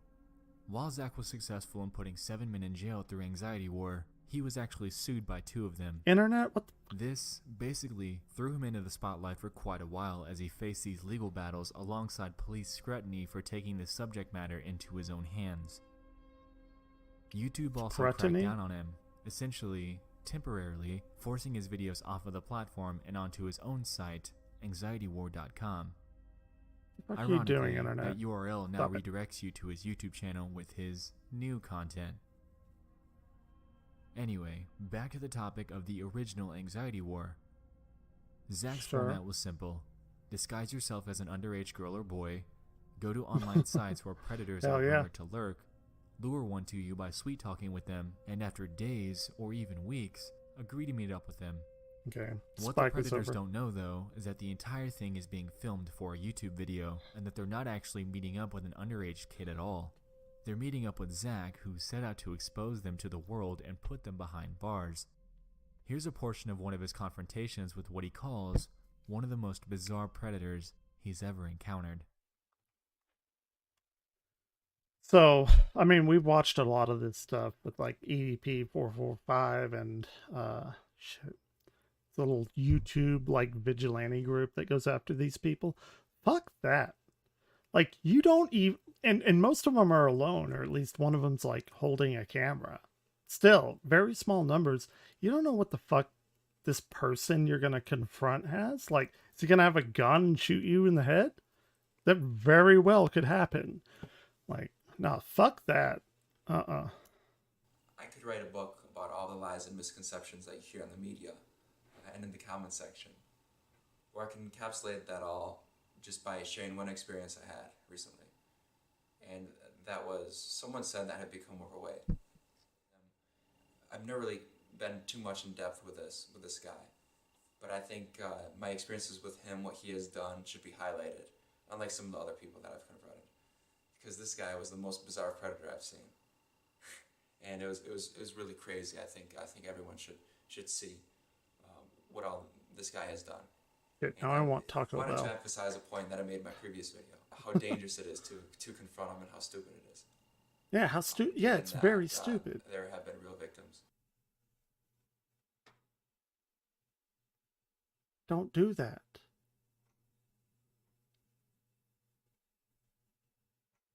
For he said, "Here's a 2 pic months. I won't get in trouble for. And in the very next photo, he unveiled what he was hiding. Humanity was a mistake. And said, "Oops." I think that was a fairly good intro for him. He sent another photo. "I'm thinking there's nothing wrong with showing you a picture of my balcony." And no. There he stood. Stop it. He's gonna turn right, probably. If he turns right, that's our guy. Oh, dude, he's gonna turn right. It's him. It's him. But humanity did give us quesadillas. That's a positive, I guess. What he was doing Silver lining. He bypassed Taco Bell and he went around the back and he was combing the area behind Taco Bell. He was going through all these little side streets and stuff. I know the area very well.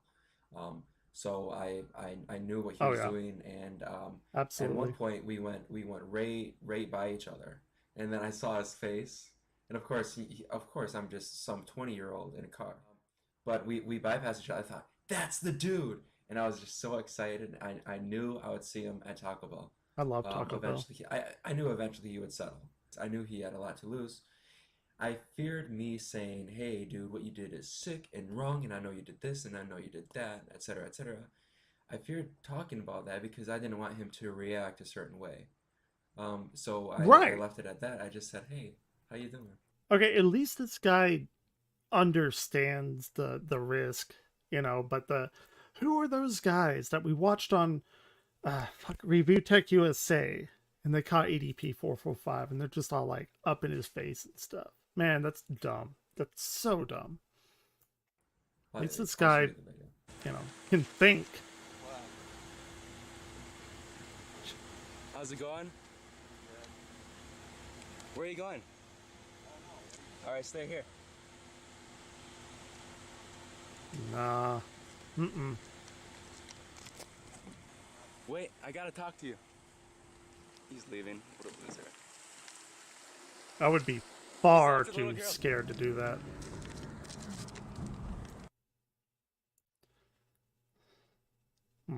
Okay. Nah. I'll link his entire video down below, and it's an incredibly interesting watch to see how this sick individual sent videos and photos to what he thought was an underage girl.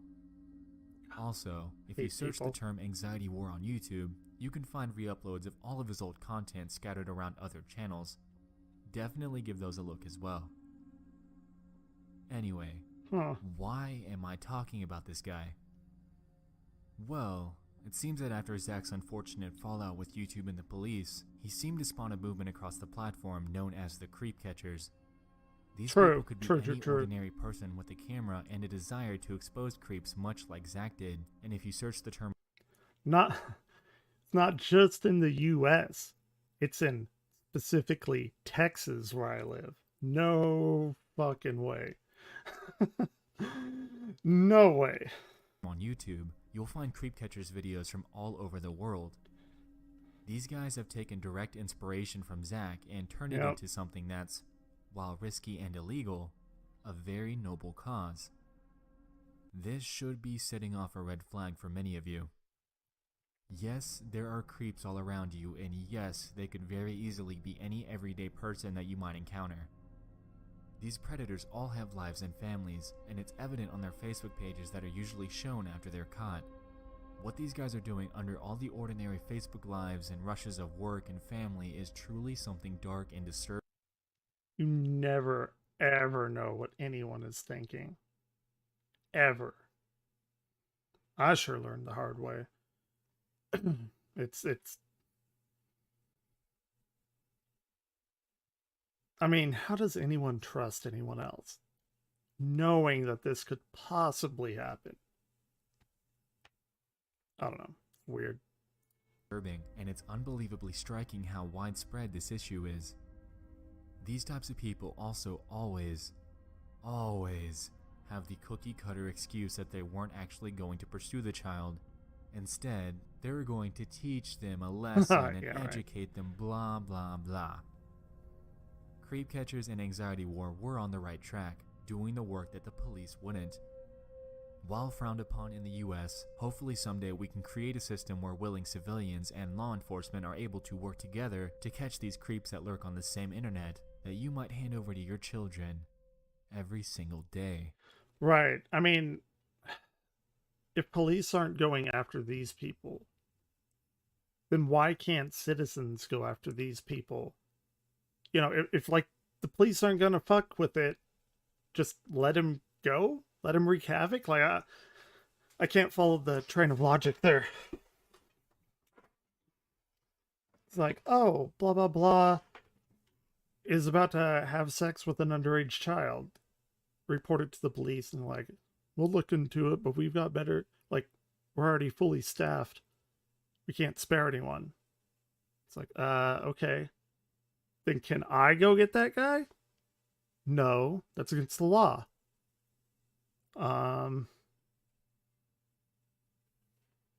We just let the pedophile do what he's doing? What's the out? Like, what's the out? What's the answer? Is that the answer? Just let him fuck go on? It's whatever. Trying to apply logic.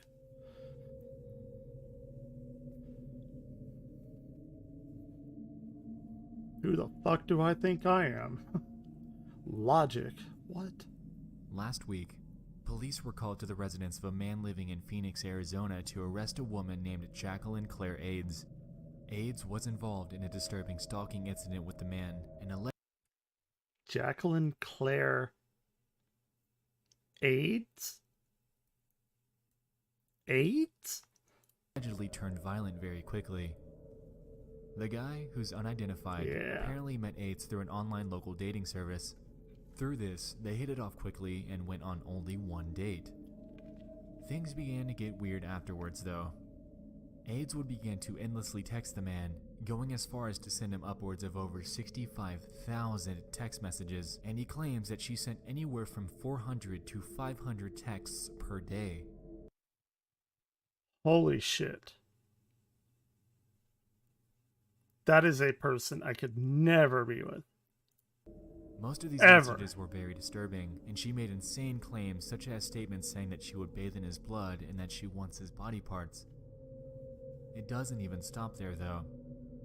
She then began to vigorously stalk him, showing up at his place of work and claiming that she was his wife. What finally led to her... If you ever wanted to have a perfect example of the saying, bitches be crazy, here you go. Arrest right now. now. The man was out of the country. She showed up to his home during this time frame, and he was only able to find out due to wireless cameras placed throughout his property. After witnessing her in his house, he called the police, who promptly showed up to find her there. They claimed that in her car that was parked in his driveway was a butcher knife, and she could have very likely had a disturbing intention for having it. She claims that she never intended to hurt the man and is facing intimidating, stalking, and harassment charges. There's another part of this that I'd like to share with you, though. Recently, an interview has been released of her from prison, where she makes statements that she was in love with him and that nobody quite gets it. Take a look.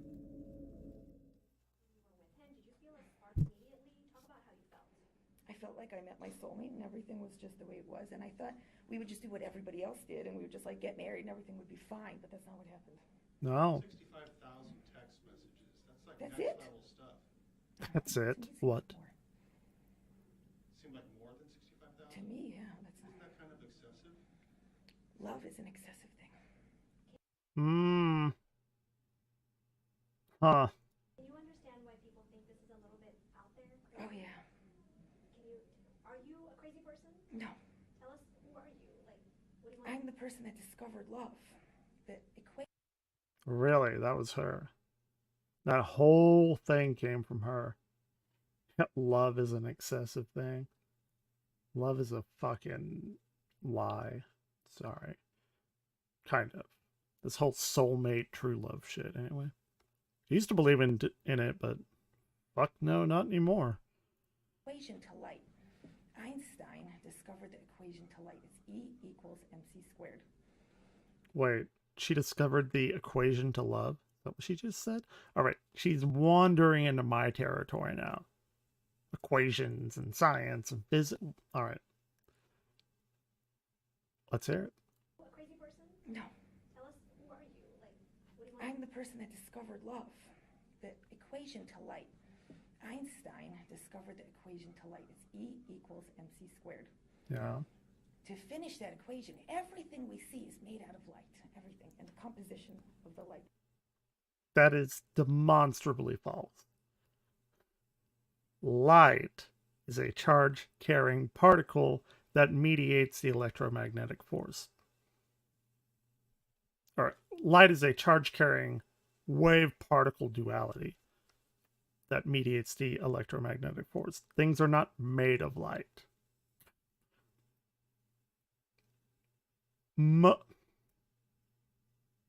Most of the time. I think they did an experiment where they got light to bond with another molecule. It's when I was in college around 2010. That was pretty crazy. But by and large, no, she's wrong. That it's made out of. Jackie, some of those messages don't sound like love. They sound like threats. When you're What? finding love, not everything is perfect. To finish that equation, everything we see is made out of light. Okay. And the composition of the light that it's made out of. Jackie, some of those messages don't sound like love. They sound like threats. When you're finding love, not everything is perfect. This was a journey. And I wanted to apologize. Dude, look at her eyes. Because nobody would ever be more sorry. She's so fucking crazy. No. I love him. So the rest of the equation is L equals 3.3. L equals 3.3 times E equals mc squared. And that's... L equals 3.3 times E equals mc squared. That's not that. That's gibberish. That doesn't even mean anything. It's like me saying, like, what hot dog is it? Blue tree ant frog. That's how that sounded to you is exactly what she sounds like to me. Would you have really hurt him? No. I love him. I don't know. It's very hard to So think the of rest random the equation things. is L equals 3.3. 3.3? L equals 3.3 times E equals mc squared. And that's... See, I'm sorry. It's just so, I mean, goddamn, I've been studying this shit all my life. How? You can't times a thing by another equation. It doesn't work like that.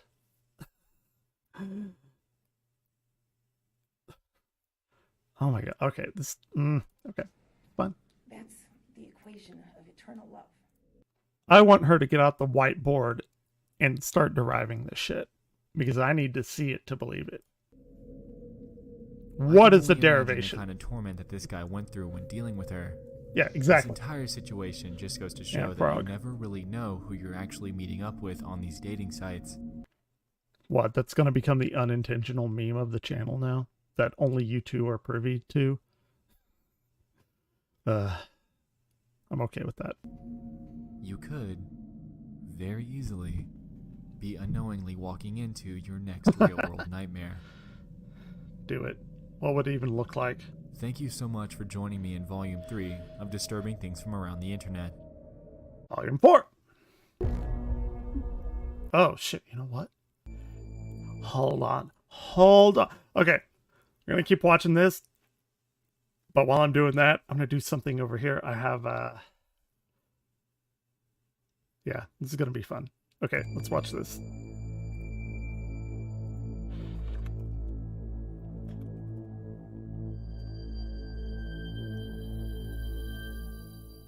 Bill Mead is the name of a YouTuber that runs a channel primarily focusing on the topic of religion.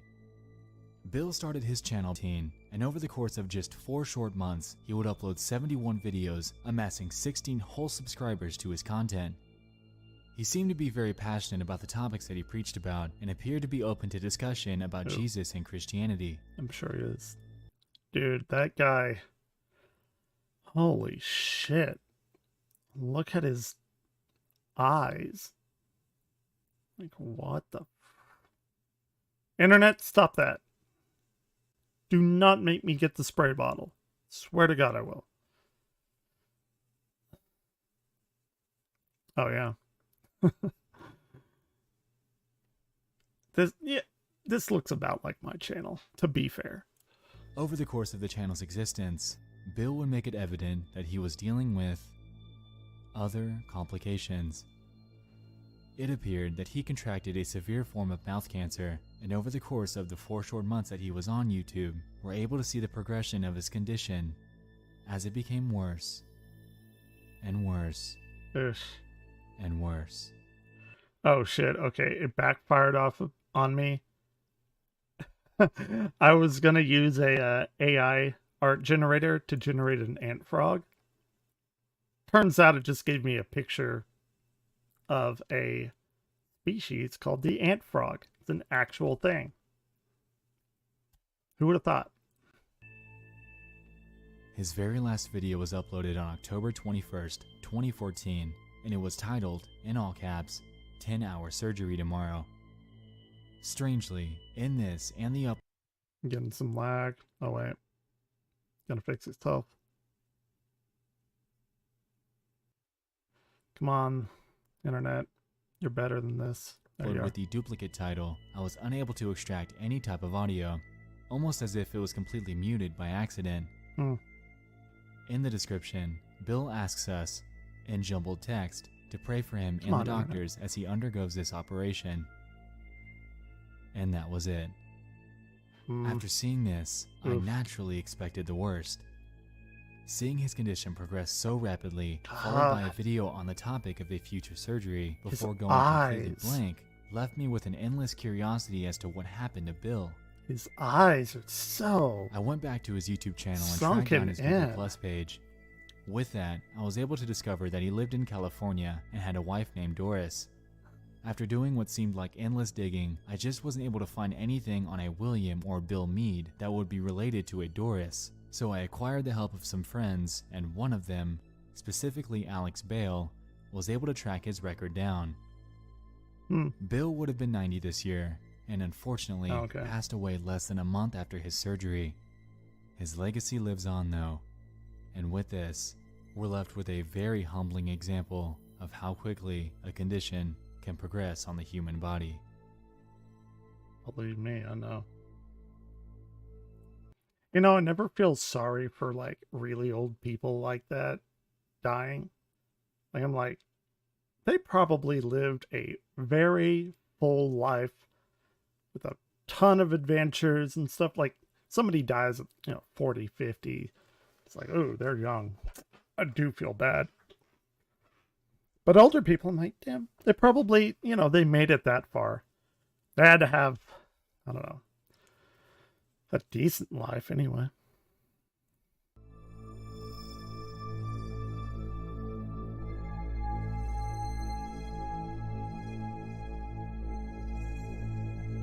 I have weird views on death, though. This entry comes from a user on Facebook by the name of Rico Malik. In his post, he claims that he doesn't normally post on Facebook, but this is a true action and awareness post. In his words, "This is very hard to watch. It hit very close to home as I've been in this situation before. This was my 19-year-old niece coming home late last night in Converse, Texas, to some home invaders in her bushes. The hell is that? Now just pay attention to the recklessness our society has come to. Get this to the media. These guys were out to murder anything moving last night, and they have to be dealt with. This is to be treated as if they murdered everyone in that car." With this, he's linked a video. In it, we're able to see a man as he's obviously hiding outside of a house behind a tree. Apparently, the people in the car pulled up to their mom's house who was asleep inside. After calling the cops from within the car, things begin to take a very dark turn. Who the wait, hold on. Idiot, like... Dark turn. This is some kind of like PlayStation 1 stealth thing Like, oh yeah, can't see you in line of sight. God, that just looks goofy. Like, who? Whatever. I don't know who he's trying to fool, but whatever. Turn. Yeah, no. Like, what the? Do you want to tell your mom? No, wait. Wait till the cops get here. They're just waiting. Dude, I would burst out laughing. I locked the doors. I was like, yeah. Because if they, that doesn't mean they're alone. Curtis, no. No, Curtis, there's another one. Hi, I'm in Converse at 8. There's somebody standing at the side of my house. Looks like Oh, there were two. That other guy. they're trying to run. I'm reversing. Oh, they have a gun. 8310 J. I gotta get out of here. Yeah. Frog. Oh my. Holy shit. Are you okay? Are you okay? Holy shit. They unloaded on them. They shot on my tires. Dude, you go on those rims. It doesn't matter. Drive on those rims. Get down, get down, get down. Fuck the car. Hurry, you gotta find us, please. Are you okay? Put that. Nah, fuck that.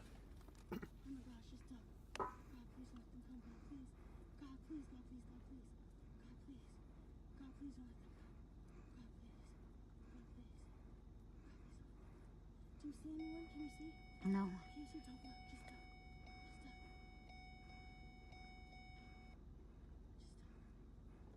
go. Oh shit, Swedish, you've been talking a ton. I had it on top chat and not live chat. You said so many things that I missed. I'm sorry, I wasn't trying to avoid you.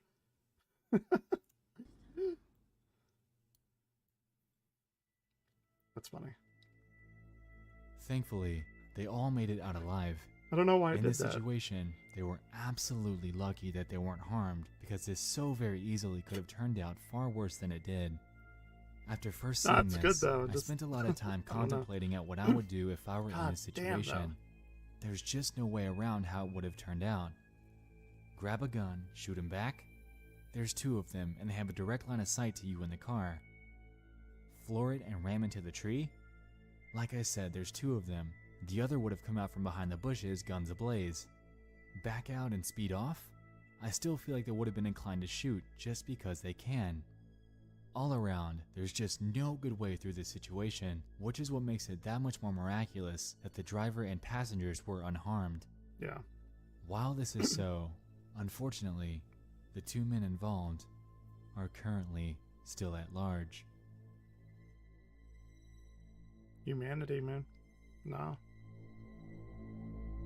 Why can't people chill the fuck out?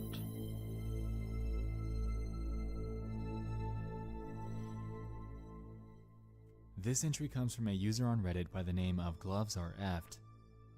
The post is titled, Warning Men of Halifax, Dude, the that's Glove rough, right? Man.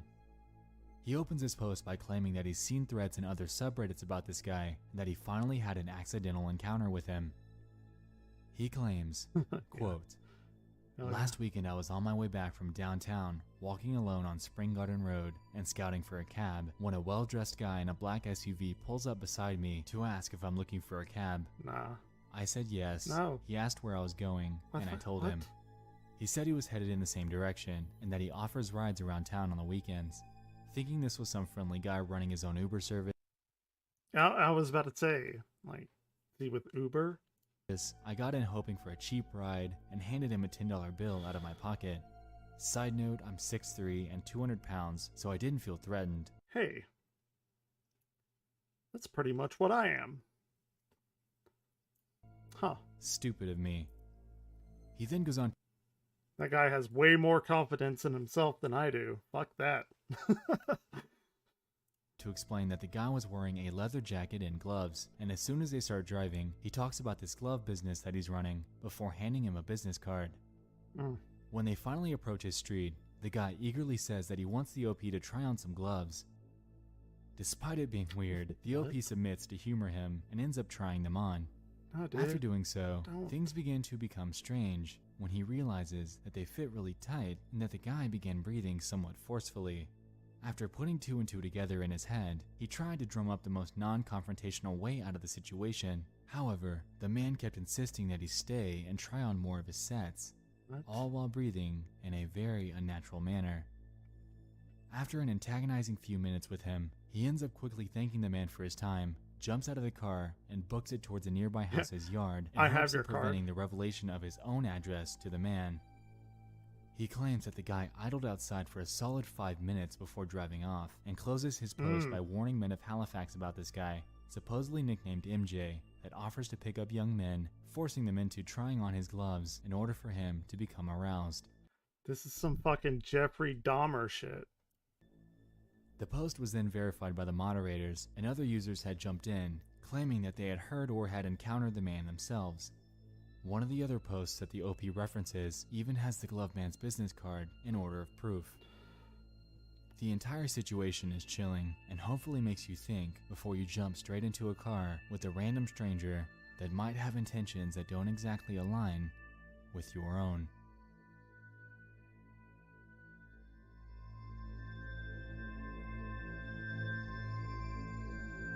One night at Teddy's, 5 nights at Freddy's. Internet, goddammit. This entry comes from a Facebook post made by a user named Hank Squires. Back in June of last year, he made a post showcasing a strange phenomenon that he had captured on his baby monitor. His post reads this: I'm very much a skeptic, and I'm going to try to explain this one. Yay, we're green. Last night, Cora woke up and started playing with a stuffed animal. Hannah thought it was cute, so she recorded it from the baby monitor. When she showed it to me, I told her that it was way too cold in her room, 66 degrees when we keep the house at 70. Then, the freaking teddy bear behind her moved. Watch the video. 70. The video that he uploaded with that showed this. Let's see the proof.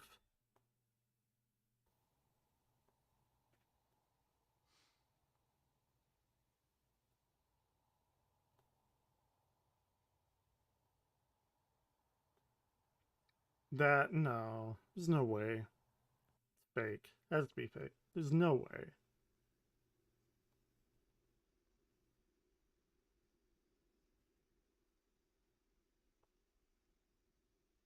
There's no... no.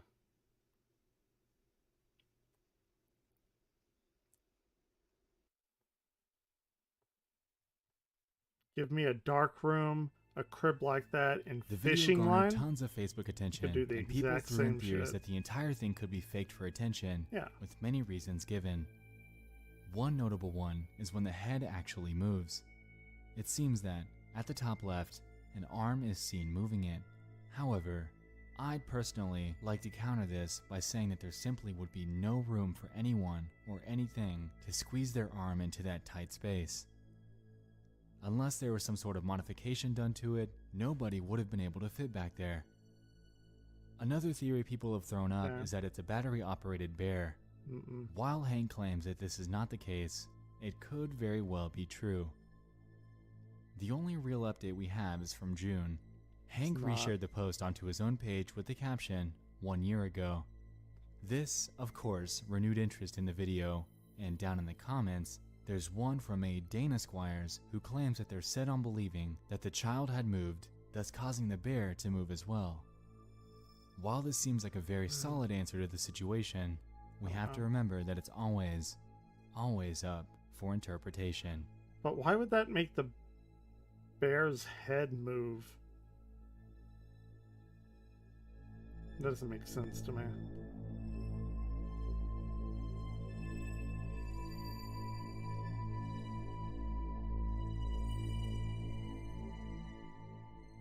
Last year, a post was made on the export of 4chan claiming that there was a user on Facebook that discovered a strange profile by the name of Ori Chef. Apparently, Ori had commented on a news article clamoring on about nonsense. After they attempted to translate it, things got strange. The 4chan user went forth to say this. So I was just on Facebook like a normie that I am, and I came across a comment in a post that's a bit unnerving. It's from a posted article from a page that has a few comments, so I saw it. The comment was obviously not entirely in English, but she explains how she wants to be cremated before her husband, or some type of thing, and she kept talking about her friend Susie or something. So I got weirded out by this and tried to click on the Facebook account to know what the fuck is up with this lady. That's fair. This is where it gets weirder. This was her profile. I immediately saw that she had no posts or even uploads of pictures, so I assumed that she was a dummy account by some dude who's doing God knows what. Then I saw her friends list. Oh. Probably not good. Now I just realized after skimming through all these accounts that every bio that she has adds something weird or cryptic, like cheese bread from an almond milkshake and pita bread from a seasoned beef, kind of shit like that. How is that weird? It seems to be so many that I can't imagine the reason why some person would do some kind of shit like this and what purpose. So it seems that after visiting her profile, they found that every single one of Ori's friends was simply another version of her profile picture with photoshopped facial features and hair. Posts on their profiles get even stranger than this. There are multiple images depicting animal gore with captions that hint at the murder of her own children. What? Going by her profile, there are no photos or any evidence therein of Ori actually having any children. However, it's disturbing to see. After discovering all this, a user then reached out to Ori, asking her about her many accounts and why she's doing this, and she responded in her typical style, claiming that, yeah, all of them, I was the one who created by, unfortunately, because of my negligence and the stupidity, I forgot that I was renting the computer and forgot to change the password as soon as possible. The 4chan user responded, oh, okay, I understand. I like the pictures that you post, like the one you have as your profile picture. Did you make them? To which Ori responds, that girl has got to chill out on the caps.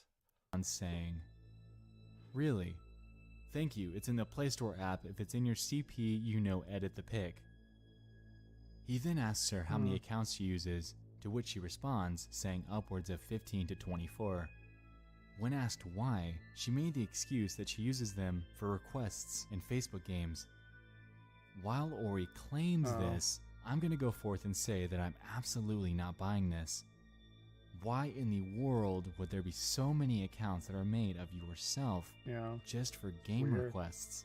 Also, why in the world would she post gruesome images and caption them about the demise of her own children?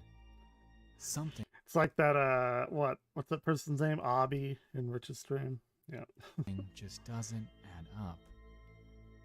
Theories have been thrown out that Ori is either a bot, a simple troll account, an account linked to the government, or actually a genuine person that, for some odd reason, found the need to create 20 plus accounts of herself.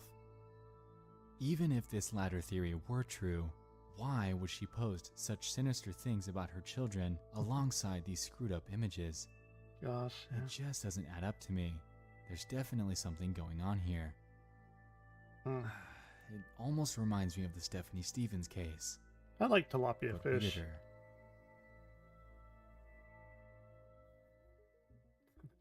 Yes. As we said before, disturbing and obscure content can exist all over the internet, and like we just witnessed, this definitely holds true. I mean, I have a lot of time on my hands, but I don't have that much time on my hands. Right.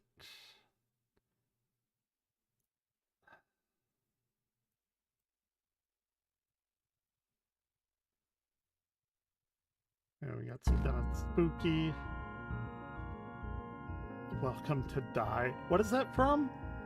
Welcome to Die? It's like a mistranslation. Oh, yeah. It's the Magneto says it in the X-Men arcade game. Brilliant.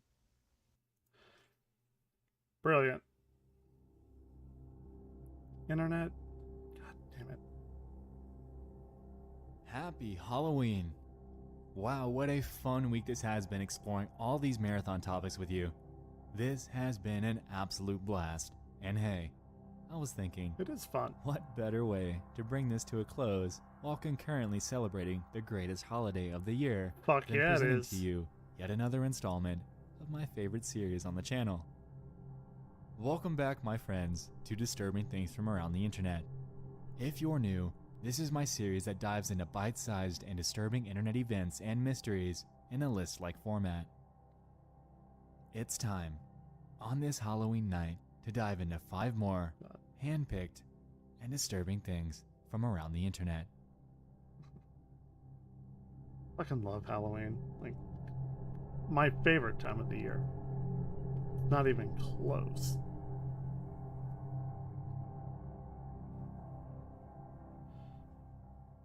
Back in August, a strange event took the internet by storm. Peculiar footage was captured during the early morning of August 24th. According to a Facebook post, at 3:20 in the morning, a resident in the Sunrise Ranch subdivision in Montgomery, Texas, was awakened by their doorbell. Where's that? After reviewing their home video surveillance, they observed and attached the following video and images. The Montgomery County Sheriff's Office was alerted and is currently investigating the suspicious incident. The footage that they captured was this. There's some fucking weird videos out there from doorbells. Like, yeah, the ring doorbells. Some fucked up stuff. Everyone was on immediate alert. If the odd timing being so late in the night isn't enough to alarm you, then the shackles that seem to be attached to her wrists just might. We were dead asleep in our beds. My husband was awoken by the doorbell. It rang probably 20 to 30 times, one nearby resident claimed. The woman, wearing only a t-shirt and no shoes, seemed at the time to have vanished into thin air. Nobody was able to immediately track her down, and so a massive search had commenced for this mystery girl. What happened to her?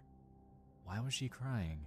And why was she ringing the doorbell so many times at 3:20 in the morning? She was crying? Did they not help her? On August 29th, another incident occurred in the very same subdivision. A man would take his life by suicide. This was Dennis Collins, and a suicide note that was left behind by him had confirmed that this mystery girl on the surveillance footage was in fact his girlfriend. According to a statement by Montgomery County Police, she was indeed a domestic violence victim, and according to her, the night she was out ringing doorbells, she was in great fear for her own safety. She is safe and is helping police in the ongoing investigation. However, the takeaway from this is that this could be happening to anyone, even those that live right beside you. Yeah, we were just talking about that earlier. You cannot trust anyone.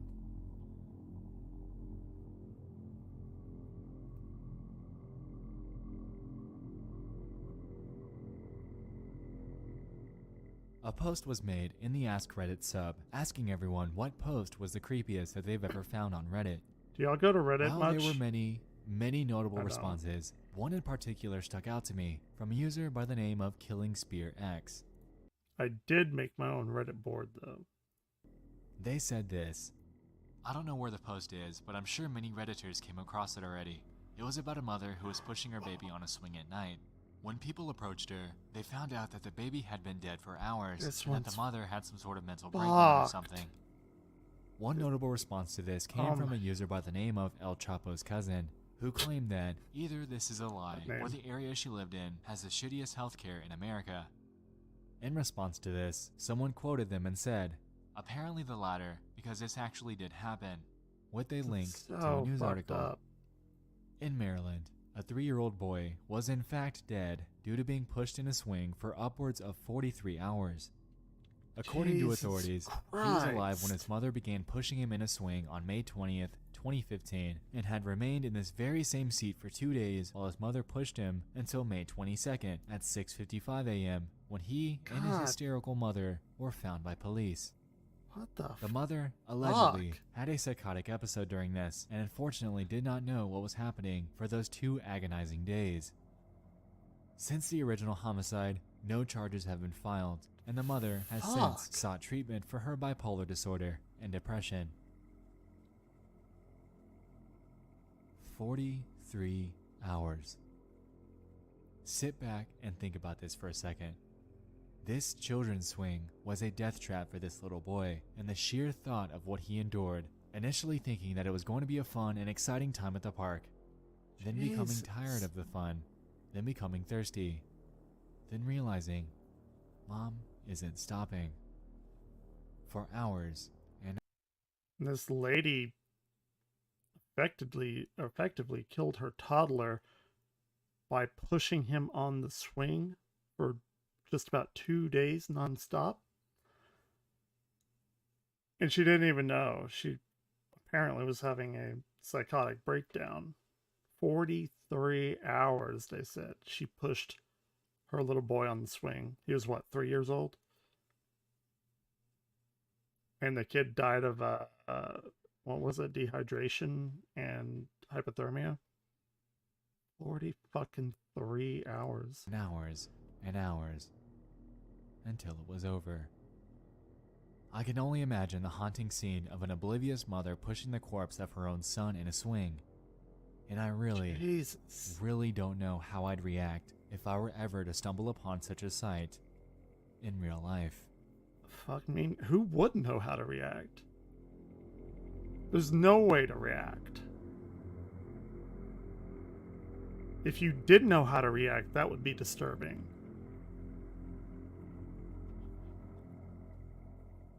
Last year, I made a video that included the phenomenon of the Yay Video Games Reddit account that exhibited seemingly ordinary behavior before a switch seemed to flip, causing their comments to spiral endlessly into obscurity.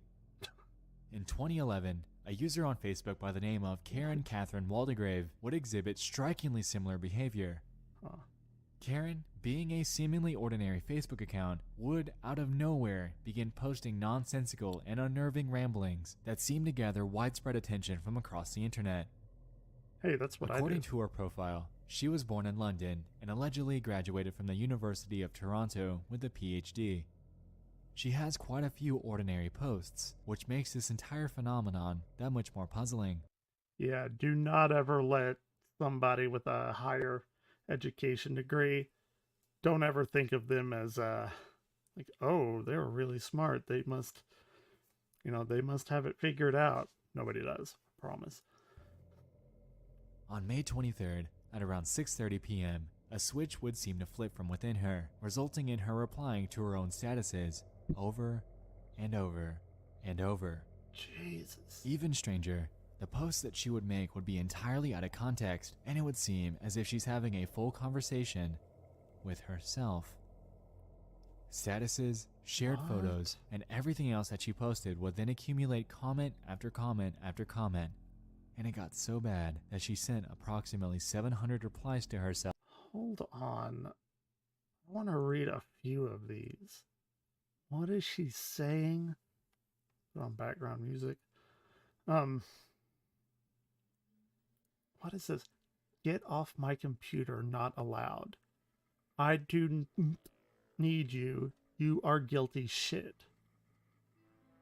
Over border illegally. Also, Vico Metzma, if I extradite you to myself, no harm will come to you. You won't come for being guilty only. You cannot stay here. The girl dies. Illegally made. I will find out of whom all of them, all they die, all vain and mixed, and also low class raised. Low class raised Elizabeth II included, hers also. You will not win. You are guilty. Wow. What is the definition of insanity? Doing the same thing over and over again, expecting different results?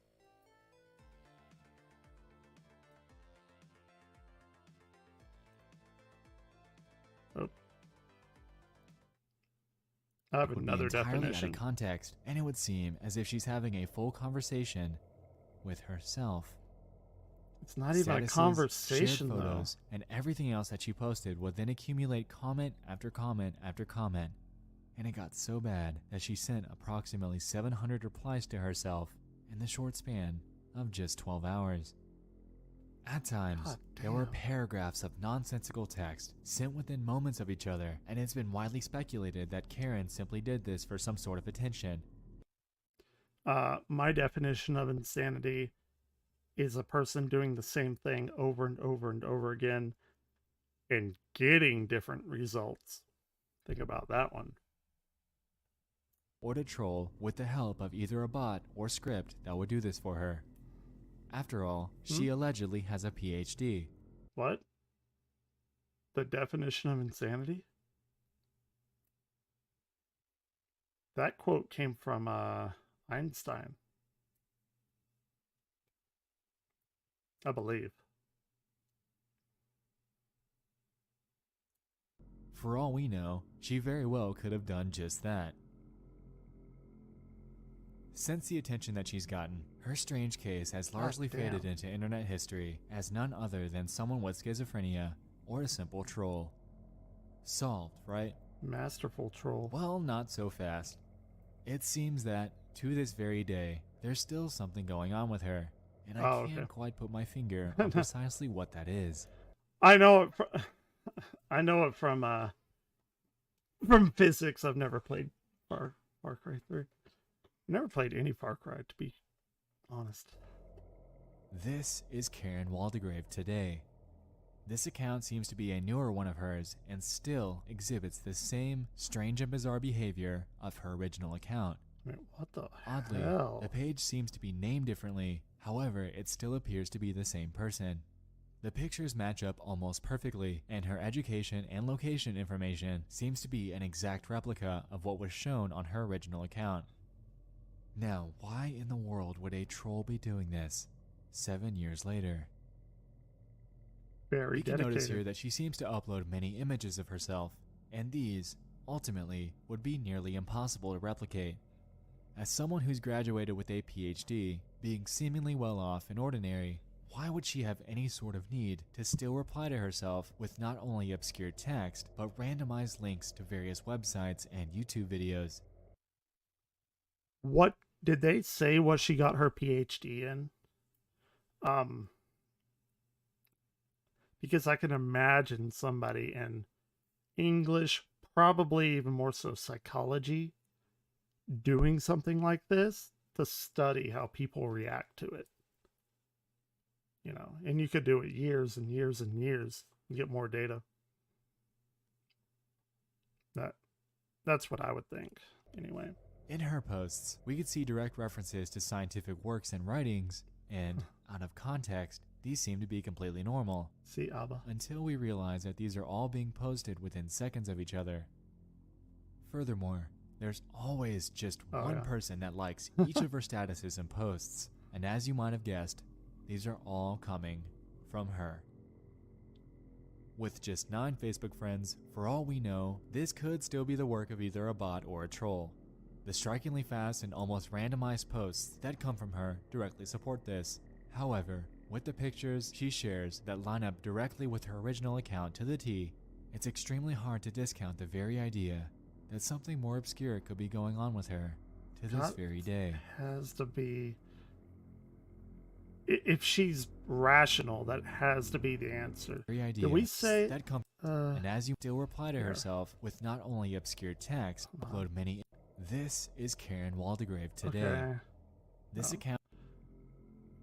What did she get her Since the attention PhD? that she's gotten, her strange case has largely faded into... There were paragraphs of full conversation with from the University of Toronto with a PhD. She has quite a few ordinary posts. They just don't tell you, do they? Just the fact that she graduated. The really important thing to know. But I guess not. Okay. It's fine. Where did we go? Oh, right here. The Tragedy of Adrian Jones.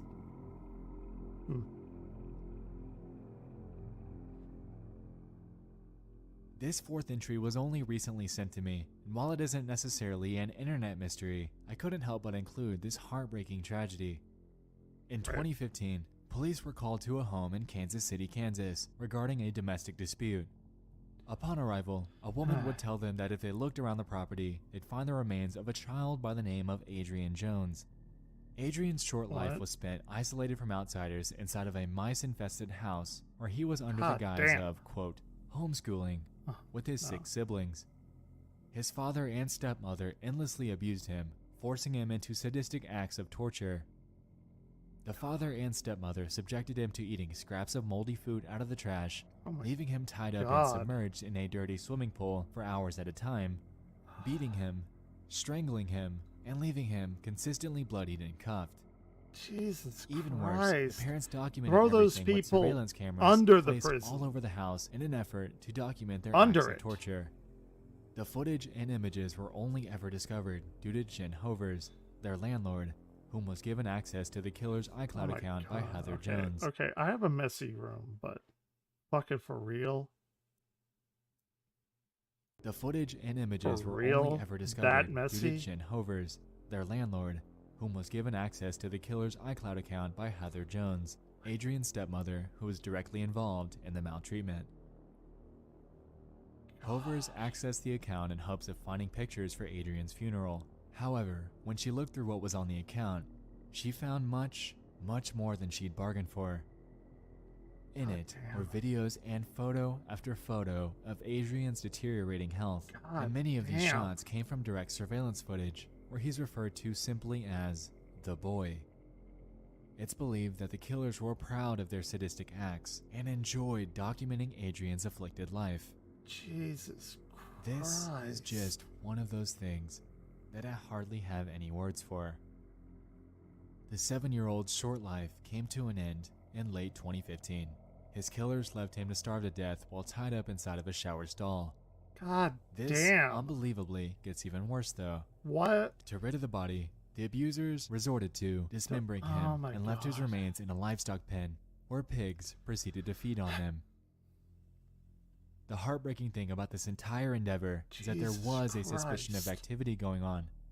What? The landlord had the suspicion for quite a while, and this likely stemmed from the fact that, now prepare for this, Adrian did tell investigators that he was being abused years prior. Oh my God. According to an article by kansascity.com, Adrian told authorities in a 2013 interview how his father would kick him so hard in the back of the head that a little bone came out.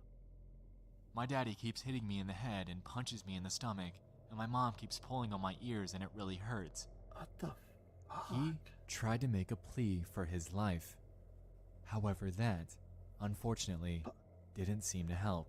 Oh my gosh. His father and stepmother, Michael and Heather Jones, have since been sentenced to life in prison with no chance for parole. And his grandmother, whom had no idea that any of this was happening, has spoken out, absolutely devastated. How do you not know, though? Adrian Jones never deserved any of this, and it's completely heartbreaking to read about this tragedy that befell him. In some images, you're able to see him wearing a shirt that says tough guy. And you know what? This absolutely holds true.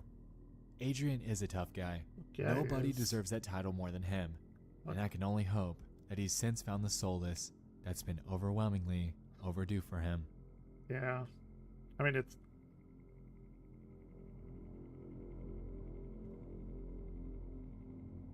taken out of... This would be taken out of context, and I don't mean it that way. But, I mean, if he has no chance to escape, ever, like... I mean, at least the little kid, as gruesome as his death was, like, at least he's not subjected to that anymore. I don't know if that makes me a monster or not, but if I were in that situation, I would want to die. If that makes any sense. God damn. This little kid, though, he doesn't know what the fuck is happening. No sane person would know. Because if that went on for decades, you know that he would be just completely wrecked in his mind. terribly, terribly so. It's a pitiful thing. God, man, again, humanity. It's awful. Terrible. This last entry comes from a user on Reddit by the name of Demeter of New. About 5 months ago, they made a post in the RBI subreddit claiming that their significant other had gotten a new phone, and for the first time ever, she now has visual voicemail. After receiving a voicemail from a family member that day, she realized that she had several others that she'd missed. According to the post, she started going through her voicemails, typical stuff, family, bill collectors, but one voicemail, dated Friday, June 9th, 2017 at 4:38 p.m., was from a number that we do not know. It's 3 minutes long, and the area code is 480, placing the owner around the Phoenix, Arizona Valley. I've spent all day researching news where their incidents happened the afternoon of June 9th, 2017, and have exhausted my very limited research abilities. The voicemail that Demeter received was this.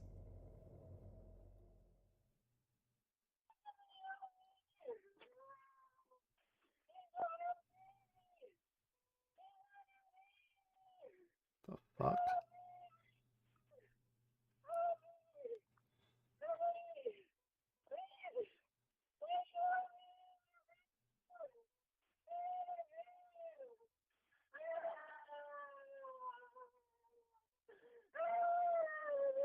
Oh.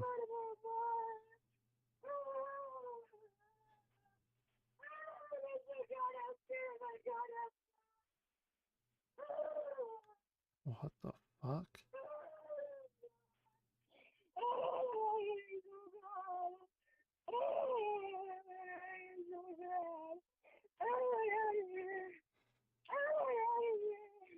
I can't.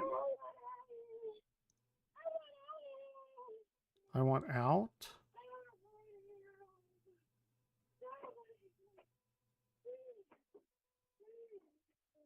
Please. Please. Somebody.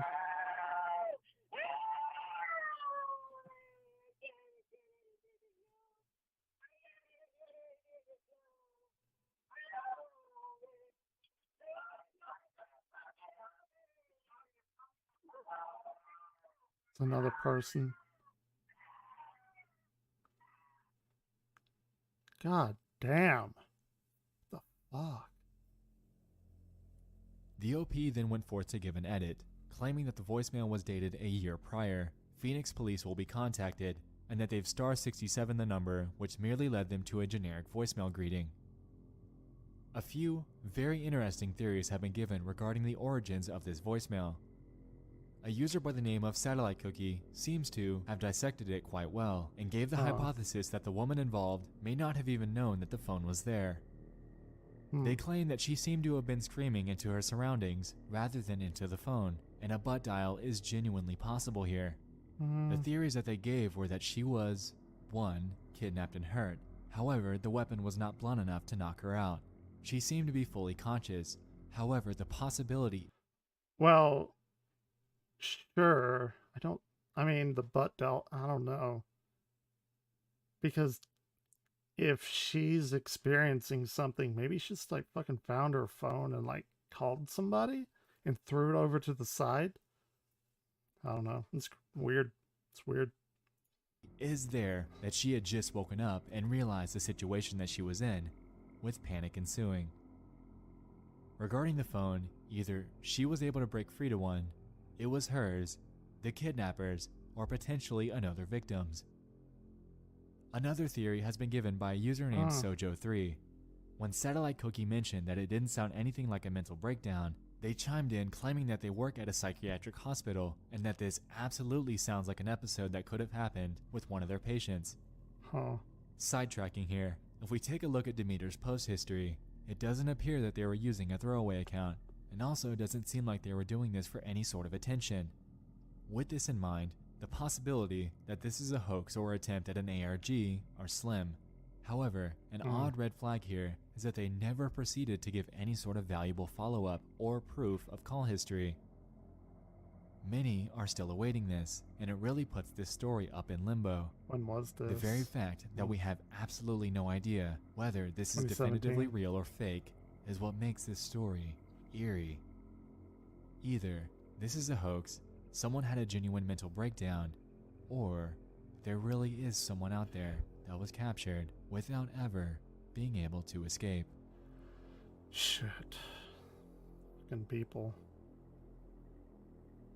The internet is no stranger to obscure and disturbing phenomena, and tonight was a direct exhibition of that. Yeah, I'm going to do one more, and I'm going to save the rest, the latter half, for tonight or tomorrow or whatever.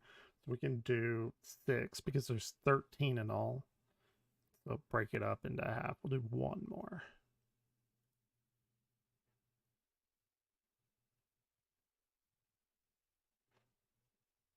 Maybe. Yeah, contain, gotcha. One in hopes of getting help. Nope. Let's go. Skip to it. If you've spent even the smallest bit of time on the internet, then you've most likely encountered a creepy thing or two, either being shared, archived, or just out of happenstance. Yeah. These oddities can exist anywhere from the darkest corners of the deep web, or even right there in plain sight. Welcome back to Disturbing Things from Around the Internet. If you're new, then grab a drink, pop open a bag of your favorite chips, and get comfy. Grab a drink. This is my series that dives into bite-sized, creepy, and disturbing internet oddities from all over the internet. If you'd like to get caught up, I have a dedicated playlist on my channel to ensure that you have hours of content to fish through that'll surely leave you up at night. Go subscribe to Nexpo. With that out of the way, it's time, with our guest, Scare Theater, to dive into 5 more hand-picked and disturbing things from around the internet. Fantastic channel.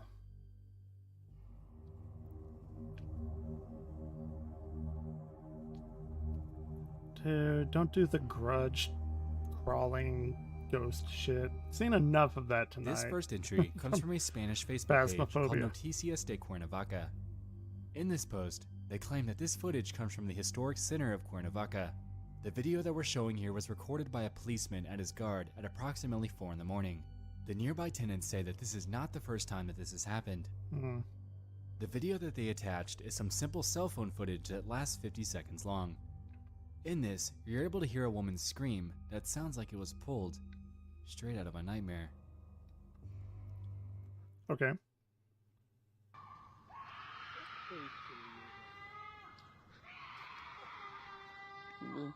Jesus.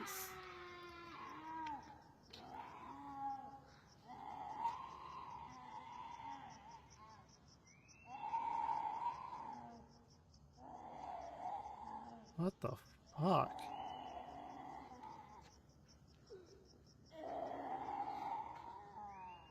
That.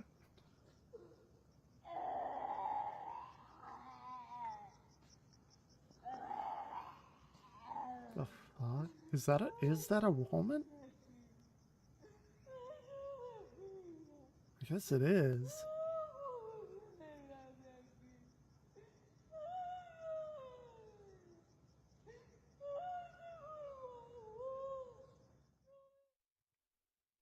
I've been there. Maybe not in that situation, but... If you're unfamiliar with Mexican folklore, La Llorona, which translates to the Weeping Woman, is a popular urban legend that dates back to the 1960s. Legend has it that this woman lost her children, and now cries while aimlessly wandering around in search of them. If she's ever encountered, she's known for causing great misfortune to those that approach her. Whether or not this is an actual spirit screaming, or somebody having a manic episode and breaking down in the near distance, it's hard to discount the fact that this scream sounds completely genuine and would undoubtedly freeze you in your tracks if you were... The scream actually does sound like a,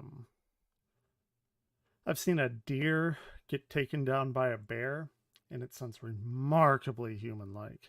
But at the end, she was, like, visibly, or not visibly, but audibly crying, which, I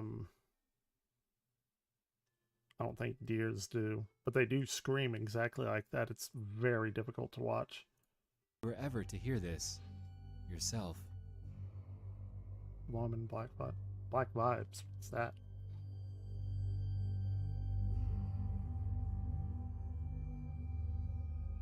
The Indonesian tsunami. On Tsunamis. December 22nd, 2018, tragedy would befall the Sunda Strait regions of Indonesia. Completely without warning, the Anak Krakatau, also known as the Child of Krakatoa volcano, would erupt, causing an undersea landslide that ultimately would result in the devastating tsunami that ended up killing 400. The interesting thing about volcanoes exploding, which you live in Hawaii, I assume you've seen a volcano explode. I don't know how that would be, how I would feel about that. That'd be terrifying. But I do think that a lot of people, like if they ever paint volcanoes or put them in a video game or something, they always forget that there's lightning. Like lightning is generated throughout the cloud. And I think it's fucking amazing. It's like something no one ever talks about. 129 and injuring 1,459 residents. I've never seen that. Apparently, this volcano had been spewing ash and lava for months prior to when a 158-acre section of its southwest side collapsed, resulting in the massive undersea landslide and wiping out the volcanic island in its entirety. Holy shit. The photos and video from the aftermath of this natural disaster are absolutely devastating, and one event in particular is chilling. Reminiscent of the station nightclub fire, footage was caught at a concert where the pop band 17 was energetically playing. In this footage, all seemed to be going well, and everybody appeared to be having a great time, with nothing out of the ordinary. This enjoyment would unfortunately be short-lived, as it captures the moments leading up to the calamity. Like, overrun them with lava? Surely not. What's gonna happen? The landslide, right? Tsunami landslide?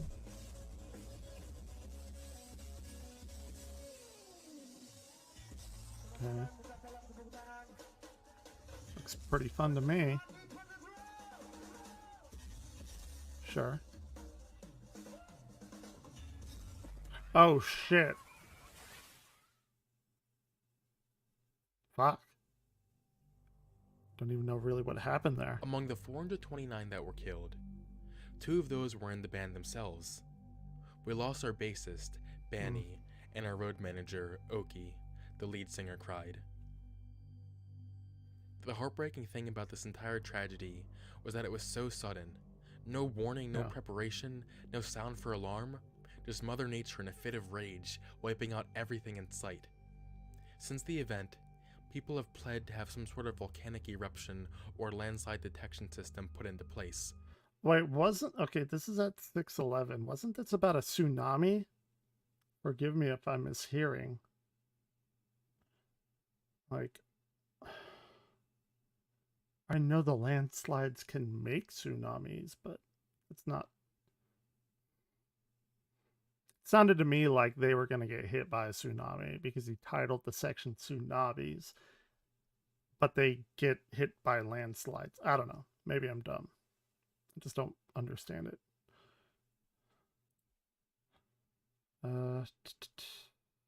This, alongside every other natural disaster that occurs, is a very humbling example of how helpless we can really be against the unstoppable forces of nature itself.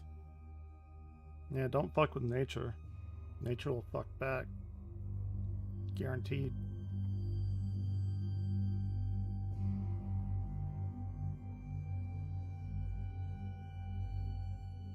A woman by the name of Maribel Ramos was an Iraq war veteran and college student back in 2013. With a dream of a career in law enforcement, she was taking classes alongside caring for her sick mother. She apparently lived with a 55-year-old man by the name of Casey Joy, and according to him, they were extremely close. In May 2nd of that year, Maribel would fail to turn up at various events that she was scheduled to show up to, and the very next day, she would officially be reported missing by her family. On May 8th, one of her friends by the name of Emily C., desperate for answers, would spontaneously post a thread on Yelp asking about Maribel. In her post, she claims, "My friend Maribel Ramos has been missing since Thursday, May 2nd. She was last seen at her apartment in Orange, California. Please help her family, friends, and I to find her. We need all the help we can get." Shortly after this, a reply would surface by a user named Enrique C, who asked if they had talked to the roommate by that point in time. In response, Emily C would claim that, yes, they spoke with the roommate. He willingly cooperated with the cops by giving them DNA samples, and even allowed them to take naked photos of him.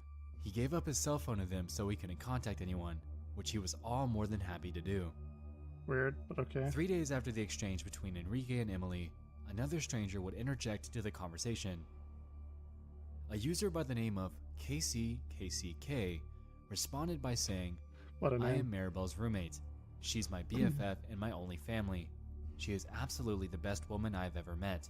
We had so much fun together. I miss her so much. She always knew that I will give my life for her without any hesitation. Police forensic team searched this 2-bedroom apartment 5 times with the police dog. They confiscated computer, hard drive, cell phone, car, and took several items. They contacted everyone on my phone list, and I don't know when I will get my properties back. These are major inconveniences, Weird. but all these don't matter. Fuck. I miss Maribel, and that really makes me depressed and stressed out big time." Interestingly, very people took strange. notice of his I don't know. wordage. Weird. He consistently referred to Maribel in past tense, without regard that she's only missing, not dead. Why would he spill his heart out like this over a very, very new missing persons case? Oh shit. A user named Grant K was one of many to notice this. May 14th.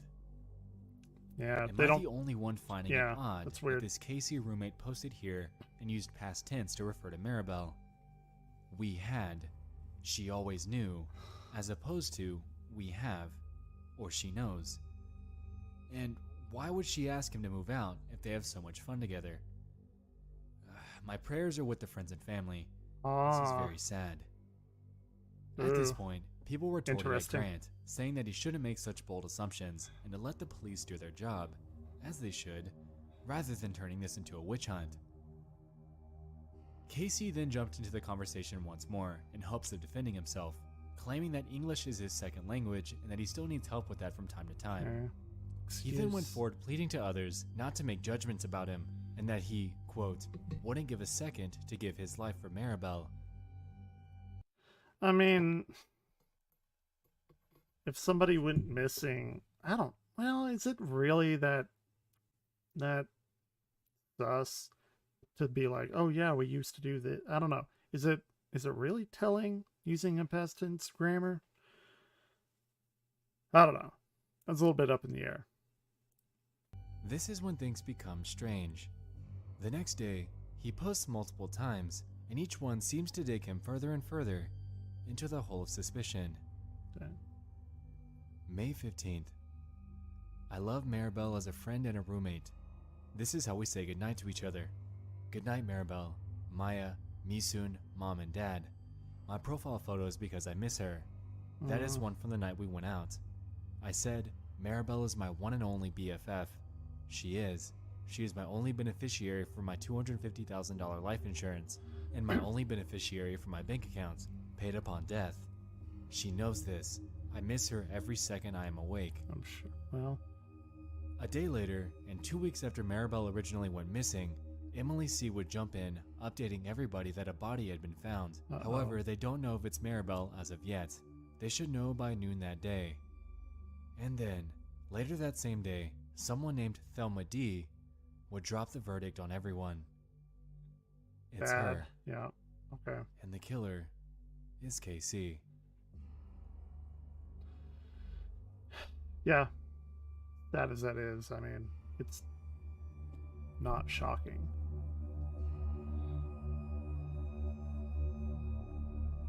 It should be shocking, but people are fucking terrible. This entry surrounds a story following 2 young teenagers, Abigail Williams and Liberty German. The pair were best friends in the 8th grade at Delphi Community Middle School in Delphi, Indiana, a small town of about 3,000 residents. As many teenagers do, the pair were keen on hanging out outside of school, having sleepovers, and going on spontaneous adventures for fun. Isn't like ridiculously high that if you die, it's probably from your significant other? Like, isn't that a thing? On the evening of February 12th, 2017, the two would have a sleepover at Liberty's grandparents' house, as school was canceled the following day. The next day, the two girls were trying to figure out how to spend their afternoon and came up with the idea to hike around the Monon Bridge, a popular nearby hangout spot. After receiving consent from Liberty's grandmother and arranging for their grandfather to pick them up a couple hours later, her sister Kelsey would drop the pair off near the bridge at around 1:30 p.m. on her way to work. Throughout the next hour or so, everything was going as usual. Liberty, as many people do, began to share her trek along this bridge on Snapchat. Sure. And in this photo, taken at 2:07 p.m., you can see Abigail smiling as she walks along it. Unbeknownst to everyone, though, this would be the last normal photo that Liberty would ever post to her social media. I mean, I would go there. An hour later, Liberty's grandfather arrived to pick the two up and texted her to meet him at the pickup spot. No response. Realizing this was uncharacteristic of her, he proceeds to call. Still, no answer. It was at this point that he'd walk along the bridge in hopes of finding the girls. However, this too would be futile. In response to his failed efforts, the grandparents report the girls as missing, and a search was promptly underway. It's gotta be the Countless worst volunteers feeling. aided in this, with people scouring the entire area. At around 6 p.m. the following day, the worst would unfortunately unfold. The bodies of two young girls were located in Deer Creek, a mere half a mile from the bridge itself. The girls were confirmed by investigators to be Abigail and Liberty, and with this, the evidence that they gathered and released from Abigail's smartphone would baffle everybody. Police were able to locate this photo of a man walking along the bridge, taken shortly after Liberty's original Snapchat photo. And this very, very muffled snippet of audio sounds like a man saying the words, "Down the hill." Down the hill. Down the hill.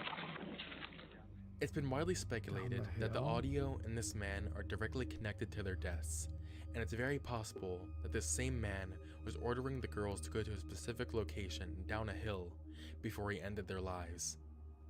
To this day, the only evidence they have to go off of is that Snapchat, the grainy photo, the audio, and the sketch of the suspect. Everything else surrounding the true whereabouts and identity of the killer remains a mystery to this very day. Since this tragedy, the entire town has since replaced all of their exterior light bulbs with those that have an orange hue, and will keep them as such until the day the killer is found. Really? Those are called sodium vapor lamps too. Sorry.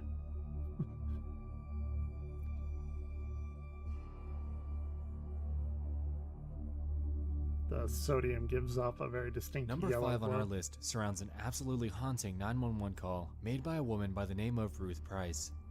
Apparently, Price lived completely alone, and late one night, she noticed a man walking around outside of her home.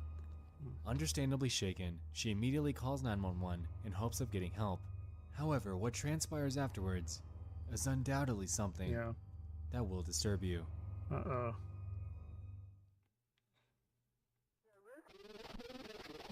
What's the problem, ma'am? Oh, there's some guy been checking the place out. Oh. Well, he went in the back. I have an apartment in the back. Oh, really? He was looking for a guy, and he comes to my door, and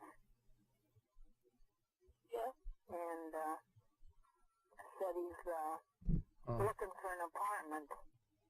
That's weird. So I live alone, and I'm an old lady. Where is he now, ma'am? I don't remember this. I have no idea.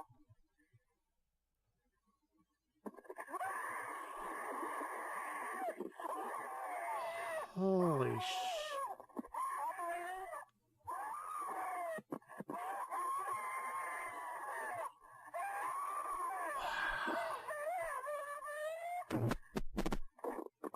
Holy shit.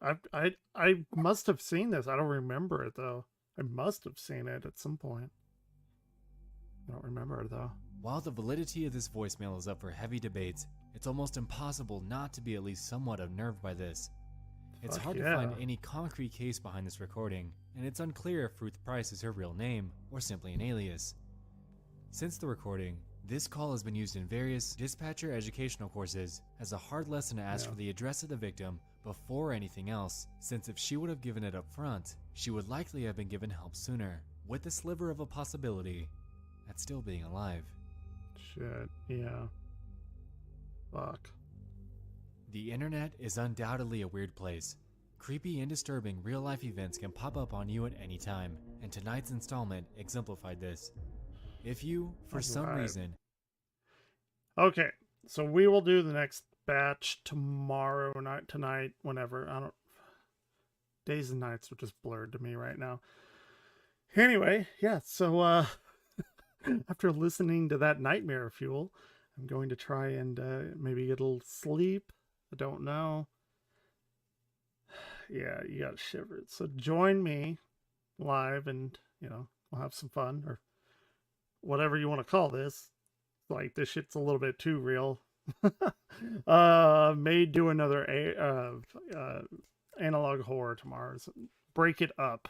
Break up the, you know, the fucking terribleness of humanity.